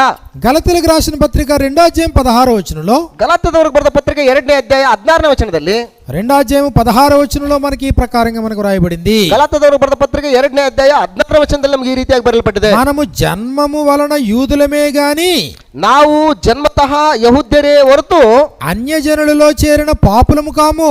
ನಾವು ಅನ್ಯ ಜನರಲ್ಲಿ ಸೇರಿದಂತಹ ಪಾಪಿಗಳಲ್ಲ. మనుషుడు క్రీస్తు యేసునందలి విశ్వాసం వలనే గాని ಮನುಷ್ಯರು ಕ್ರಿಸ್ತೇಸುವಿನಲ್ಲಿ ಅವರು ವಿಶ್ವಾಸಿಗಳೆಂಬುದಾಗಿ ధర్మశాస్త్ర సంబంధమైన క్రియల మూలమున నీతిమంతుడుగా తీర్చబడడని ఎరిగి మనము ధర్మశాస్త్ర సంబంధమైన క్రియల మూలమున గాక క్రీస్తునందలి విశ్వాసం వల్లనే నీతిమంతులుగా తీర్చబడుచున్నాము. ಯೇಸು ಕ್ರಿಸ್ತನ ಮೇಲಣ ನಂಬಿಕೆಯಿಂದಲೇ ಹೊರತು ನೇಮನಿಷ್ಠೆಗಳನ್ನು ಅನುಸರಿಸಿ ನೀತಿವಂತನೆಂದು ನಿರ್ಣಯಿಸಲ್ಪಡುವುದಿಲ್ಲವೆಂಬುದು ನಮಗೆ ತಿಳಿದಿರುವುದರಿಂದ ధర్మశాస్త్ర సంబంధమైన క్రియల వలన నీతిమంతులుగా తీర్చబడము. ಅಂದ್ರೆ ನೇಮನಿಷ್ಠೆಗಳನ್ನು ಅನುಸರಿಸಿ ಅಂದ್ರೆ ಧರ್ಮಶಾಸ್ತ್ರವನ್ನು ಅನುಸರಿಸಿ ನಾವು ನೀತಿವಂತನೆಂಬುದಾಗಿ ನಿರ್ಣಯಿಸಲ್ಪಡುವುದಿಲ್ಲ. మొదటి నియమం ఎలాంటిది? ಮೊದಲನೇ ನಿಯಮ ಎಂತದ್ದು? దేవుని పోలిక దేవుని స్వరూపంలో సృజించబడ్డారు. ದೇವರ ಹೋಲಿಕೆಯಲ್ಲಿ ದೇವರ ಸ್ವರೂಪಕ್ಕೆ ಅನುಸಾರವಾಗಿ ಉಂಟು ಮಾಡಲ್ಪಟ್ಟಿದ್ದಾರೆ. కానీ ಆದ್ರೆ పాపం చేశారు, ಪಾಪ ಮಾಡಿದ್ದಾರೆ, దేవునికి దూరం అయ్యారు. ದೇವರಿಗೆ ದೂರವಾಗಿದ್ದಾರೆ. తమ నీతిమత్వాన్ని కోల్పోయారు, ತಮ್ಮ ನೀತಿವಂತಿಕೆಯನ್ನು ಅವರು ಕಳೆದುಕೊಂಡಿದ್ದಾರೆ, తమ పోలిక స్వరూపాన్ని కోల్పోయారు. ತಮ್ಮ ಹೋಲಿಕೆ ತಮ್ಮ ಸ್ವರೂಪವನ್ನು ಅವರು ಕಳ್ಕೊಂಡಿದ್ದಾರೆ. ఇప్పుడు రెండో నియమాన్ని ఇచ్చాడు. ಈಗ ಎರಡನೇ ನಿಯಮವನ್ನು ಕೊಟ್ಟಿದ್ದಾರೆ. రెండో నియమం ఏం చేయలేకపోయింది? ಎರಡನೇ ನಿಯಮ ಇವ್ರನ್ನ ಏನ್ ಮಾಡ್ಬೇಕು ಇವಾಗ? ధర్మశాస్త్రము దేనిని చేయజాలకపోయెనో, ಧರ್ಮಶಾಸ್ತ್ರ ಯಾವುದನ್ನ ಮಾಡಲಾರದೆ ಇದ್ದಿತ್ತು, ధర్మశాస్త్రం ఏం చేయలేకపోయింది? ಧರ್ಮಶಾಸ್ತ್ರ ಯಾವುದನ್ನ ಮಾಡಕ್ ಆಗ್ಲಾರದೆ ಹೋಯ್ತು. ఏ నరుడిని కూడా నీతిమంతుడు చేయలేకపోయింది. ಅಂದ್ರೆ ಯಾವ ವ್ಯಕ್ತಿಯನ್ನು ಕೂಡ ನೀತಿವಂತನೆಂಬುದಾಗಿ ನಿರ್ಣಯಿಸಲಿಲ್ಲ ಅದು. కాబట్టి ఇశ్రాయేలు వారు నీతికి కారణమగు నియమమును వారు వెంటాడినను ఆ నియమాన్ని అందుకోలేకపోయారు. ಇಸ್ರಾಯೇಲರು ನೀತಿಗೆ ಕಾರಣವಾದಂತಹ ನಿಯಮವನ್ನ ಅವರು ಹಿಡ್ಕೊಳ್ಬೇಕಂತೇಳಿ ಓಡಿ ಹೋದ್ರು ಕೂಡ ಅವುಗಳನ್ನ ಪಡ್ಕೊಳ್ಳಕ್ಕಾಗ್ಲಿಲ್ಲ ಅವ್ರ ಕೈಲೇ. హెబ్రీయులకు రాసిన పత్రిక 10వ అధ్యాయం 4వ వచనంలో, ಇಬ್ರಿಯರಿಗೆ ಬರೆದ ಪತ್ರಿಕೆ 10ನೇ ಅಧ್ಯಾಯ 4ನೇ ವಚನದಲ್ಲಿ, ఇదిగో వారు బలులు అర్పిస్తున్నారు కానీ ఆ బలుల వలన వారికి మేలు జరగట్లేదు. ಅವರು ಬಲಿಗಳನ್ನು ಅರ್ಪಿಸ್ತಾ ಇದ್ದಾರೆ, ಆ ಬಲಿಗಳಿಂದ ಅವ್ರಿಗೆ ಯಾವುದೇ ರೀತಿಯಾದಂತಹ ಮೇಲು ಉಂಟಾಗ್ತಾ ಇಲ್ಲ. వారు అర్పించినటువంటి బలులు తమ పాపాలను తీరకపోతున్నాయి ధర్మశాస్త్రంలో. ಅಂದ್ರೆ ಅವರು ಅರ್ಪಿಸಿದಂತ ಅವರ ಬಲಿಗಳು ಅವರ ಪಾಪವನ್ನ ಹೋಗಲಾಡಿಸೋದಕ್ಕೆ ಅಸಾಧ್ಯವಾಗಿತ್ತು. ఇదిగో 10వ అధ్యాయము 4వ వచనంలో మనకి ఈ ప్రకారంగా వ్రాయబడింది. ಇಬ್ರಿಯರು ಬರೆದ ಪತ್ರಿಕೆ 10ನೇ ಅಧ್ಯಾಯ 4ನೇ ವಚನದಲ್ಲಿ ನಮಗೆ ಈ ರೀತಿಯಾಗಿ ಬರೆಯಲ್ಪಟ್ಟಿದೆ. ఏలయనగా ఎడ్ల యొక్కయు మేకల యొక్కయు రక్తము పాపములను తీసివేయుట అసాధ్యము. ಹೇಗೆಂದರೆ ಹೋರಿಗಳ ಮತ್ತು ಹೋತಗಳ ರಕ್ತದಿಂದ ಪಾಪಗಳು ಪರಿಹಾರವಾಗುವುದು ಅಸಾಧ್ಯವಾಗಿದೆಯಲ್ಲ. మొదటి నియమంలో పాపం వలన మరణం వచ్చింది, కానీ మళ్ళీ పాపాన్ని తీయడానికి అవకాశం లేకుండా పోయింది. ಅಂದ್ರೆ ಮೊದಲನೇ ನಿಯಮದಲ್ಲಿ ಪಾಪ ಮಾಡುವುದರ ಮುಖಾಂತರ ಮರಣ ಬಂದಿದೆ, ಆ ಮರಣ ನಿಯಮದಿಂದ ಪಾರಾಗುವುದಕ್ಕೆ ಈ ನಿಯಮ ಕೊಟ್ಟಿದ್ದಾನೆ. దానికి నివారణగా రెండో నియమం వచ్చింది, కానీ ఇది కూడా పాపాలను తీయలేకపోతుంది. ಆದ್ರೆ ಇದಕ್ಕೆ ಬದಲಾಗಿ ಎರಡನೇ ನಿಯಮ ಬಂದಿದೆ, ಇದು ಕೂಡ ಪಾಪವನ್ನು ಹೋಗಲಾಡಿಸೋದಕ್ಕೆ ಆಗ್ತಾ ಇಲ್ಲ. నీతికి కారణమగు నియమమైనను నీతిమంతుడిగా తీర్చలేకపోతుంది. ನೀತಿಗೆ ಕಾರಣವಾದಂತ ನಿಯಮವೇ ಆಗಿದ್ರೂ ಕೂಡ ಅವರನ್ನು ನೀತಿವಂತರೆಂಬುದಾಗಿ ನಿರ್ಣಯಿಸ್ತಾ ಇಲ್ಲ. కాబట్టి వారు బల్లర్పిస్తా ఉన్నారు, ಆದ್ರೆ ಅವರು ಬಲಿಗಳನ್ನು ಅರ್ಪಿಸ್ತಾ ಇದ್ದಾರೆ. ఇదిగో ఎడ్ల యొక్కయు మేకల యొక్కయు రక్తం పాపములను తీసివేయడం అసాధ్యము అన్నాడు అంతే. ಹೋರಿಗಳ ಮತ್ತು ಓತಗಳ ರಕ್ತದಿಂದ ಪಾಪಗಳು ಪರಿಹಾರವಾಗುವುದು ಅಸಾಧ್ಯ ಅಂತ ಹೇಳ್ತಾ ಇದ್ದಾನೆ. గలతీయులకు రాసినటువంటి పత్రికలో ಗಲಾತ್ಯದವರಿಗೆ ಬರೆದ ಪತ್ರಿಕೆ 3వ అధ్యాయము 24-25 వచనాలు మనకి ఇలా వ్రాయబడ్డాయి. 3ನೇ ಅಧ್ಯಾಯ 24-25ನೇ ವಚನದಲ್ಲಿ ನಮಗೆ ಈ ರೀತಿಯಾಗಿ ಬರೆಯಲ್ಪಟ್ಟಿದೆ. కాబట్టి రెండవ నియమము తాత్కాలిక ఉపశమనం కొరకే ఇవ్వబడింది. ಅಂದ್ರೆ ಎರಡನೆಯ ನಿಯಮ ತಾತ್ಕಾಲಿಕವಾದಂತಹ ಉಪಶಮನವಾಗಿ ಕೊಡಲ್ಪಟ್ಟಿದೆ. కాబట్టి విశ్వాసము మూలమున నీతిమంతులమని తీర్చబడినట్లు క్రీస్తునొద్దకు మనలను నడిపించుటకు ಧರ್ಮಶಾಸ್ತ್ರము మనకు ಬಾಲ ಶಿಕ್ಷಕುಡಾಯನು. ಕ್ರಿಸ್ತ ನಂಬಿಕೆಯ ಕಾಲ ಬರುವುದಕ್ಕೆ ಮೊದಲು ನಾವು ಮುಂದಕ್ಕೆ ಪ್ರಕಟವಾಗಬೇಕಾಗಿದ್ದ ಆ ನಂಬಿಕೆಗೆ ವಶವಾಗುವುದಕ್ಕಾಗಿ ಧರ್ಮಶಾಸ್ತ್ರದ ಕೈಗಳಿಗೆ ಕಾವಲಲ್ಲಿ ಮುಚ್ಚಲ್ಪಟ್ಟಿದ್ದೆವು. అంటే రెండో నియము క్రీస్తునొద్దకు నడిపించడానికి బాల శిక్షకుడిగా ఒక ట్యూటర్గా మాత్రమే ఉపయోగపడింది. ಅಂದ್ರೆ ಎರಡನೇ ನಿಯಮ ಕ್ರಿಸ್ತನಲ್ಲಿಗೆ ನಡೆಸುವುದಕ್ಕೋಸ್ಕರ ನಮಗೊಬ್ಬ ಟೀಚರ್ ಆಗಿ ಒಂದು ಕೆಲಸ ಮಾಡ್ತಾ ಇದೆ ಅಲ್ಲಿ ಕರ್ಕೊಂಡು ಹೋಗೋದಕ್ಕೆ. అయితే మరొక నియమం రాబోతుంది. ಅಂದ್ರೆ ಮತ್ತೊಂದು ನಿಯಮ ಬರ್ಲಿಕ್ಕಿದೆ. అప్పుడు ఈ బాల శిక్షకుని క్రిందకి మీద ఉండం. ಆದ್ರೆ ಇನ್ನೊಂದು ನಿಯಮ ಬಂದಾಗ ನಾವು ಈ ಬಾಲ ಶಿಕ್ಷೆಯಲ್ಲಿ ನಡೆಸುವಂತ ನಿಯಮದಲ್ಲಿ ನಾವಿರೋದಿಲ್ಲ. ధర్మశాస్త్రము దేనిని చేయజాలకపోయినో దాన్ని దేవుడు క్రీస్తునందు చేశాడు. ಧರ್ಮಶಾಸ್ತ್ರ ಯಾವುದನ್ನ ಮಾಡಕ್ ಆಗಲಾರದೆ ಇತ್ತು ಅದನ್ನ ದೇವರು ತನ್ನ ಮಗನಾದಂತ ಯೇಸು ಕ್ರಿಸ್ತನ ಮುಖಾಂತರ ನೆರವೇರಿಸಿದ್ದಾನೆ. మరొకసారి గమనించండి, ಮತ್ತೊಂದ್ಸಾರಿ ಗಮನಿಸಿ. మొదటి నియమము ಮೊದಲನೇ ನಿಯಮ పాప మరణముల నియమము. ಪಾಪ ಮರಣಗಳ ನಿಯಮ. పాపం చేసిన ప్రతివాడు చస్తాడు. ಪಾಪ ಮಾಡಿದಂತ ಪ್ರತಿಯೊಬ್ಬ ವ್ಯಕ್ತಿ ಕೂಡ ಸತ್ತೋಗ್ತಾನೆ. దాని అర్థం ఏంటంటే భౌతికంగా చావడం కాదు. ಅದರ ಅರ್ಥ ಏನಂತಂದ್ರೆ ಭೌತಿಕವಾಗಿ ಸಾಯುವಂತದ್ದಲ್ಲ. పాపం చేసిన ప్రతివాడు దేవునికి దూరం అవుతాడు. ಪಾಪ ಮಾಡಿದಂತ ಪ್ರತಿಯೊಬ್ಬ ವ್ಯಕ್ತಿಯು ಕೂಡ ದೇವರಿಂದ ದೂರವಾಗ್ತಾನೆ. పరిష్కారం లేదు, ಅದಕ್ಕೆ ಪರಿಹಾರನೇ ಇಲ್ಲ. పాపం చేసావు దేవునికి దూరం అయ్యావు. ಪಾಪ ಮಾಡಿದೆ ದೇವರಿಂದ ದೂರವಾಗಿದೆ. పాపం చేసావు దేవునికి దూరం అయ్యావు. ಪಾಪ ಮಾಡಿದೆ ದೇವರಿಂದ ದೂರವಾಗಿದೆಯಾ, అదే స్థితిలో మరణించాలి. ಅದೇ ಸ್ಥಿತಿಯಲ್ಲಿ ನೀನು ಸತ್ತೋಗಿದ್ಯಾ. కాబట్టి దానికి నివారణగా నీతికి కారణమగు నియమం ఇశ్రాయేలు వారికి ఇవ్వబడింది. ಅದಕ್ಕೆ ನಿವಾರಣೆಯಾಗಿ ನೀತಿಗೆ ಕಾರಣವಾದಂತ ನಿಯಮವನ್ನ ಇಸ್ರಾಯೇಲರಿಗೆ ಕೊಟ್ಟಿದ್ದಾನೆ. కాబట్టి ఈ నియమం ఏ వ్యక్తిని నీతిమంతుడిగా తీర్చిపోయింది. ಈ ನಿಯಮವು ಕೂಡ ಯಾವೊಬ್ಬ ವ್ಯಕ್ತಿಯನ್ನು ಕೂಡ ನೀತಿವಂತನೆಂಬುದಾಗಿ ನಿರ್ಣಯಿಸಲಾರದೆ ಹೋಯಿತು. కాబట్టి ఈ నియమం ఏ వ్యక్తిని కూడా నీతిమంతుడిగా తీర్చబడలేకపోవడం మాత్రమే కాకుండా వారు అల్పించినటువంటి బలులు ఇదిగో పాపాన్ని తీయలేకపోయినాయి. ಈ ಒಂದು ನಿಯಮ ಯಾವ ವ್ಯಕ್ತಿಯನ್ನು ಕೂಡ ನೀತಿವಂತನೆಂಬುದಾಗಿ ನಿರ್ಣಯ ಮಾಡಲಾರದೆ ಹೋಯಿತು, ಹಾಗೆ ಅವರು ಅರ್ಪಿಸಿದಂತ ಬಲಿಗಳು ಕೂಡ ಅವರ ಪಾಪವನ್ನು ಹೋಗಲಾಡಿಸಲಾರದೆ ಹೋಯಿತು. ఆ యాజకత్వం వల్ల సంపూర్ణ సిద్ధి కలగలేదు. ಇವರು ಮಾಡ್ತಕ್ಕಂಥ ಯಾಜಕತ್ವದಿಂದ ಯಾವುದೇ ರೀತಿಯಾದಂತ ಪರಿಪೂರ್ಣವಾದಂತ ಸಿದ್ಧಿ ಉಂಟಾಗಲಿಲ್ಲ. కాబట్టి టోటల్ గా ఏం చెప్తున్నారు, నీతికి కారణమగు నియమమును వారు వెంటాడినను ఆ నీతిని అందుకోలేకపోయారు. ನೀತಿಗೆ ಕಾರಣವಾದಂತ ನಿಯಮವನ್ನ ಅವರು ಹಿಡ್ಕೊಳ್ಬೇಕಂತೇಳಿ ಅವರು ಹಿಂದಟ್ಟಿ ಹೋದ್ರು ಕೂಡ ಇದನ್ನ ಹೊಂದ್ಕೊಳಕ್ ಆಗ್ಲಿಲ್ಲ. ధర్మశాస్త్రం ఏం చేయలేకపోయింది అంటే, ಧರ್ಮಶಾಸ್ತ್ರ ಏನು ಮಾಡಲಾರದೆ ಹೋಯ್ತು ಅಂತಂದ್ರೆ మోషే లాంటి వాడిని కూడా కనానికి చేర్చలేకపోయింది. ಮೋಶೆ ಎಂತಾತನನ್ನು ಕೂಡ ಕಾನಾನಿಗೆ ಸೇರಿಸಲಾರದೆ ಹೋಯ್ತದು. దేవుడిని వెంటాడా? ದೇವರನ್ನ ಹಿಂಬಾಲಿಸಿದ್ನ ಮೋಶೆ. నీతికి కారణమగు నియమాన్ని వెంటాడా? ಅಂದ್ರೆ ನೀತಿಗೆ ಕಾರಣವಾದಂತ ನಿಯಮಗಳನ್ನ ಹಿಂದಟ್ಟಿ ಹಿಡ್ಕೊಂಡು సంఖ్యాకాండము 20వ అధ్యాయంలో ಅರಣ್ಯಕಾಂಡ ಪುಸ್ತಕ 20ನೇ ಅಧ್ಯಾಯದಲ್ಲಿ ఇదిగో నీవు బండతో మాట్లాడు మోషే అన్నాడు. ಇಗೋ ನೀನು ಬಂಡೆಯೊಟ್ಟಿಗೆ ಮಾತಾಡು ಮೋಶೆ ಅಂತಂದ. కానీ బండను కొట్టాడు. ಆದ್ರೆ ಬಂಡೆಯನ್ನು ಕೊಡ. పాపం చేశాడా? ಪಾಪ ಮಾಡ್ತಾ. పాపం చేసిన కారణం చేత, ಪಾಪ ಮಾಡಿದ ಕಾರಣದಿಂದಾಗಿ ఇదిగో నీతికి కారణమగు నీవు ఏం చేసింది ఆయన్ని? ನೀತಿಗೆ ಕಾರಣವಾದಂತ ನಿಯಮ ಏನ್ ಮಾಡಿತಾ ಆತನನ್ನ? ఆ దేశంలోనికి ప్రవేశించు అని చెప్పింది. ನೀನು ಆ ದೇಶದೊಳಗೆ ಪ್ರವೇಶಿಸುವುದಕ್ಕೆ ಅರ್ಹತೆ ಇಲ್ಲ ನಿನಗೆ. ద్వితీయోపదేశ కాండంలో బతిమాలుకుంటాడు మోషే. ಧರ್ಮೋಪದೇಶ ಕಾಂಡ ಪುಸ್ತಕದಲ್ಲಿ ದೇವರ ಬೇಡ್ಕೊಳ್ತಾನೆ. మోషే ఇంకొకసారి ఎత్తొద్దు నువ్వు ఆ విషయం అన్నాడు. ಮೋಶೆ ಇನ್ನೊಂದ್ಸಾರಿ ಆ ವಿಷಯವಾಗಿ ನೀನು ಮಾತಾಡಬೇಡ ಅಂತ ಹೇಳ್ತಾ ಇದ್ದಾನೆ. ద్వితీయోపదేశ కాండంలో మనం చూసినప్పుడు ಧರ್ಮೋಪದೇಶ ಕಾಂಡವನ್ನ ನಾವು ನೋಡಿದ್ರೆ ఇదిగో అంత భక్తిపరుడు లాంటి మోషేను కూడా ప్రవేశపెట్టలేకపోయింది ధర్మశాస్త్రం. ಧರ್ಮಶಾಸ್ತ್ರ ಅಂತ ಭಕ್ತಿವಂತನಾದಂತ ಮೋಶೆಯನ್ನು ಕೂಡ ಕಾನಾನ್ ದೇಶಕ್ಕೆ ಪ್ರವೇಶ ಮಾಡಲಾರದೆ ತಡೆ ಹಿಡಿತು. ఇదిగో 3వ అధ్యాయము 26వ వచనం నుండి మనకి ఇలా వ్రాయబడింది. ద్వితీయోపదేశ కాండము 3:26 నుండి. ಧರ್ಮೋಪದೇಶ ಕಾಂಡ ಪುಸ್ತಕ 3ನೇ ಅಧ್ಯಾಯ 26ನೇ ವಚನದಿಂದ ఆయన బతిమాలుకున్నాడంట యెహోవాను. ಅಂದ್ರೆ ದೇವರನ್ನ ಆತನು ಬೇಡ್ಕೊಂಡಂತೆ, ಅಂಗಾಲಾಚಿ ಬೇಡ್ಕೊಂಡಂತೆ. 25వ వచనంలో 25ನೇ ವಚನದಲ್ಲಿ ఇదిగో ఆ మన్యమును లెబనోను చూచినట్లు దయచేసి నేను యెహోవాను బతిమాలుకొనగా, దేవుని బతిమాలుకుంటున్నాడు మోషే. ಕರ್ತನೆ, ನಾನು ಈ ಹೊಳೆಯನ್ನು ದಾಟಿ ಆಚೆ ಇರುವ ಒಳ್ಳೆ ದೇಶವನ್ನು, ಅಂದರೆ ಆ ಅಂದವಾದ ಬೆಟ್ಟದ ಸೀಮೆಯನ್ನು, ಲೆಬನೋನ್ ಪರ್ವತವನ್ನು ನೋಡುವುದಕ್ಕೆ ಅಪ್ಪಣೆಯಾಗಲಿ ಎಂದು ಭಿನ್ನಯಿಸಿದನು. 26వ వచనంలో 26ನೇ ವಚನದಲ್ಲಿ యెహోవా మిమ్మును బట్టి నా మీద కోపపడి నా మనవి వినకపోయెను. ಆದರೆ ಯೆಹೋವನು ನಿಮ್ಮ ದೆಸೆಯಿಂದ ನನ್ನ ಮೇಲೆ ಕೋಪವುಳ್ಳವನಾಗಿ ನನ್ನ ಮನವಿಯನ್ನು ಕೇಳದೆ, మరియు యెహోవా నాతో ఇట్లనెను, ಸಾಕು, ಇದರ ವಿಷಯದಲ್ಲಿ ನಿನ್ನು ನನ್ನ ಸಂಗಡ ನೀನು ಮಾತಾಡಬೇಡ ಅಂತ ಹೇಳ್ಬಿಟ್ಟು ಹೇಳ್ತಾ ಇದ್ದಾನೆ. చాలును ఇక ఈ సంగతిని గురించి నాతో మాట్లాడదు. ಸಾಕು, ಇದರ ವಿಷಯದಲ್ಲಿ ಇನ್ನು ನನ್ನ ಸಂಗಡ ನೀನು ಮಾತಾಡಬೇಡ ಅಂತ ಹೇಳ್ತಾ ಇದ್ದಾನೆ ದೇವರು. నోర్ముయ్ అన్నాడమాట. ಅಂದ್ರೆ ಬಾಯಿ ಮುಚ್ಚು ಅಂತ ಹೇಳ್ತಾ ಇದ್ದಾನೆ. షటప్ అన్నాడమాట. ಶಟಪ್ ಅಂತ ಹೇಳ್ತಾ ಇದ್ದಾನೆ. ఈయనేం కోరుతున్నాడు? ಈತನೇನ್ ಕೋರ್ತಾ ಇದ್ದಾನೆ? అయ్యా నేను ఆ దేశాన్ని చూస్తాను, పర్మిషన్ ఇయ్యి. ಅಯ್ಯ, ನಾನು ಆ ದೇಶನ ನೋಡ್ತೀನಿ ಹೋಗ್ಬಿಟ್ಟು. నేను పర్మిషన్ ఎవరు, నువ్వు పాపం చేసావు, ನಾನು ಪರ್ಮಿಷನ್ ಕೊಡೋದಿಲ್ಲ, ನೀನ್ ಪಾಪ ಮಾಡಿದ್ಯಾ. బతిమాలుకున్నాడు. ಆತ ಬೇಡ್ಕೊಳ್ತಾ ಇದ್ದಾನೆ, ಭಿನ್ನಯಿಸ್ತಾ ಇದ್ದಾನೆ. చాలును ఇక మీదట నీవు ఈ విషయాన్ని నాతో మాట్లాడుతాడు అంటది. ಸಾಕು, ಇನ್ನು ಈ ವಿಷಯದ ಬಗ್ಗೆ ನೀನು ಮಾತಾಡಬೇಡ ಅಂತ ಹೇಳ್ತಾ ಇದ್ದಾನೆ. అంటే నీతికి కారణమగు నీవు ఎలాంటిది? ಅಂದ್ರೆ ನೀತಿಗೆ ಕಾರಣವಾದಂತಹ ನಿಯಮ ಎಂತದ್ದು?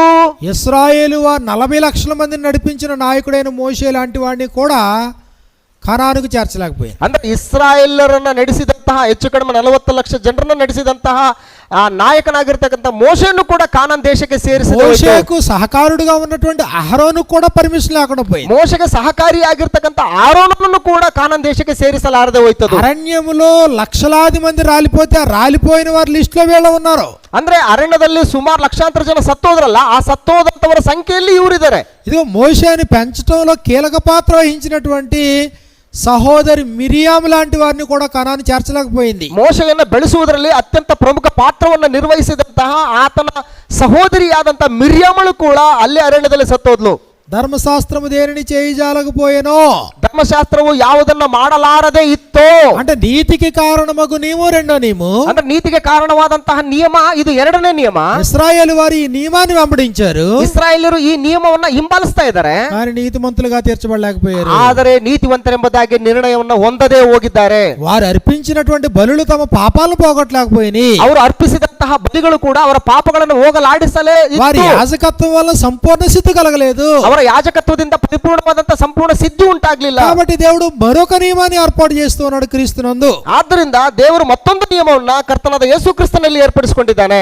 నీతికి కారణమగు నియమం ఎలాంటిది అని అంటే, ನೀತಿಗೆ ಕಾರಣವಾದಂತಹ ನಿಯಮ ಎಂತದ್ದು ಅಂತಂದ್ರೆ, అందులో 613 ఆజ్ఞలు ఉన్నాయి. ಇಗೋ ಹೆಚ್ಚು ಕಡಿಮೆ 613 ಆಜ್ಞೆಗಳಿದಾವೆ. నీవు ఆజ్ఞలన్నీ పాటించుకుంటూ వచ్చినా, ನೀ ಆಜ್ಞೆಗಳೆಲ್ಲವನ್ನು ಕೂಡ ಅನುಸರಿಸ್ತಾ ಬಂದ್ರೂ ಕೂಡ అందులో ఏదో ఒక్క ఆజ్ఞను నువ్వు మీరితే, ಅವುಗಳಲ್ಲಿ ಯಾವುದೋ ಒಂದು ಆಜ್ಞೆಯನ್ನ ನೀನು ಮೀರಿದ್ರೆ, యాకోబు రాసిన పత్రిక 2వ అధ్యాయము 10వ వచనంలో మనకి ఇలా వ్రాయబడింది. ಯಾಕೋಬನ ಬರೆದ ಪತ್ರಿಕೆ 2ನೇ ಅಧ್ಯಾಯ 10ನೇ ವಚನದಲ್ಲಿ ನಮಗೆ ಈ ರೀತಿಯಾಗಿ ಬರೆಯಲ್ಪಟ್ಟಿದೆ. యాకోబు 2:10లో, ಯಾಕೋಬನ ಪತ್ರಿಕೆ 2ನೇ ಅಧ್ಯಾಯ 10ನೇ ವಚನದಲ್ಲಿ, ఎవడైనను ధర్మశాస్త్రం అంతయు గైకొని, ಯಾಕಂದ್ರೆ ಯಾವನಾದರೂ ಧರ್ಮಶಾಸ್ತ್ರವನ್ನೆಲ್ಲ ಕೈಕೊಂಡು ನಡೆದು ఒక ఆజ్ఞ విషయములో తప్పిపోయిన ఎడల, ಒಂದೇ ಒಂದರಲ್ಲಿ ತಪ್ಪಿದರೆ ఆజ్ఞలన్నిటి విషయములో అపరాధి అగును. ಅವನು ಎಲ್ಲಾ ವಿಷಯದಲ್ಲಿಯೂ ಅಪರಾಧಿ ಆಗುತ್ತಾನೆ.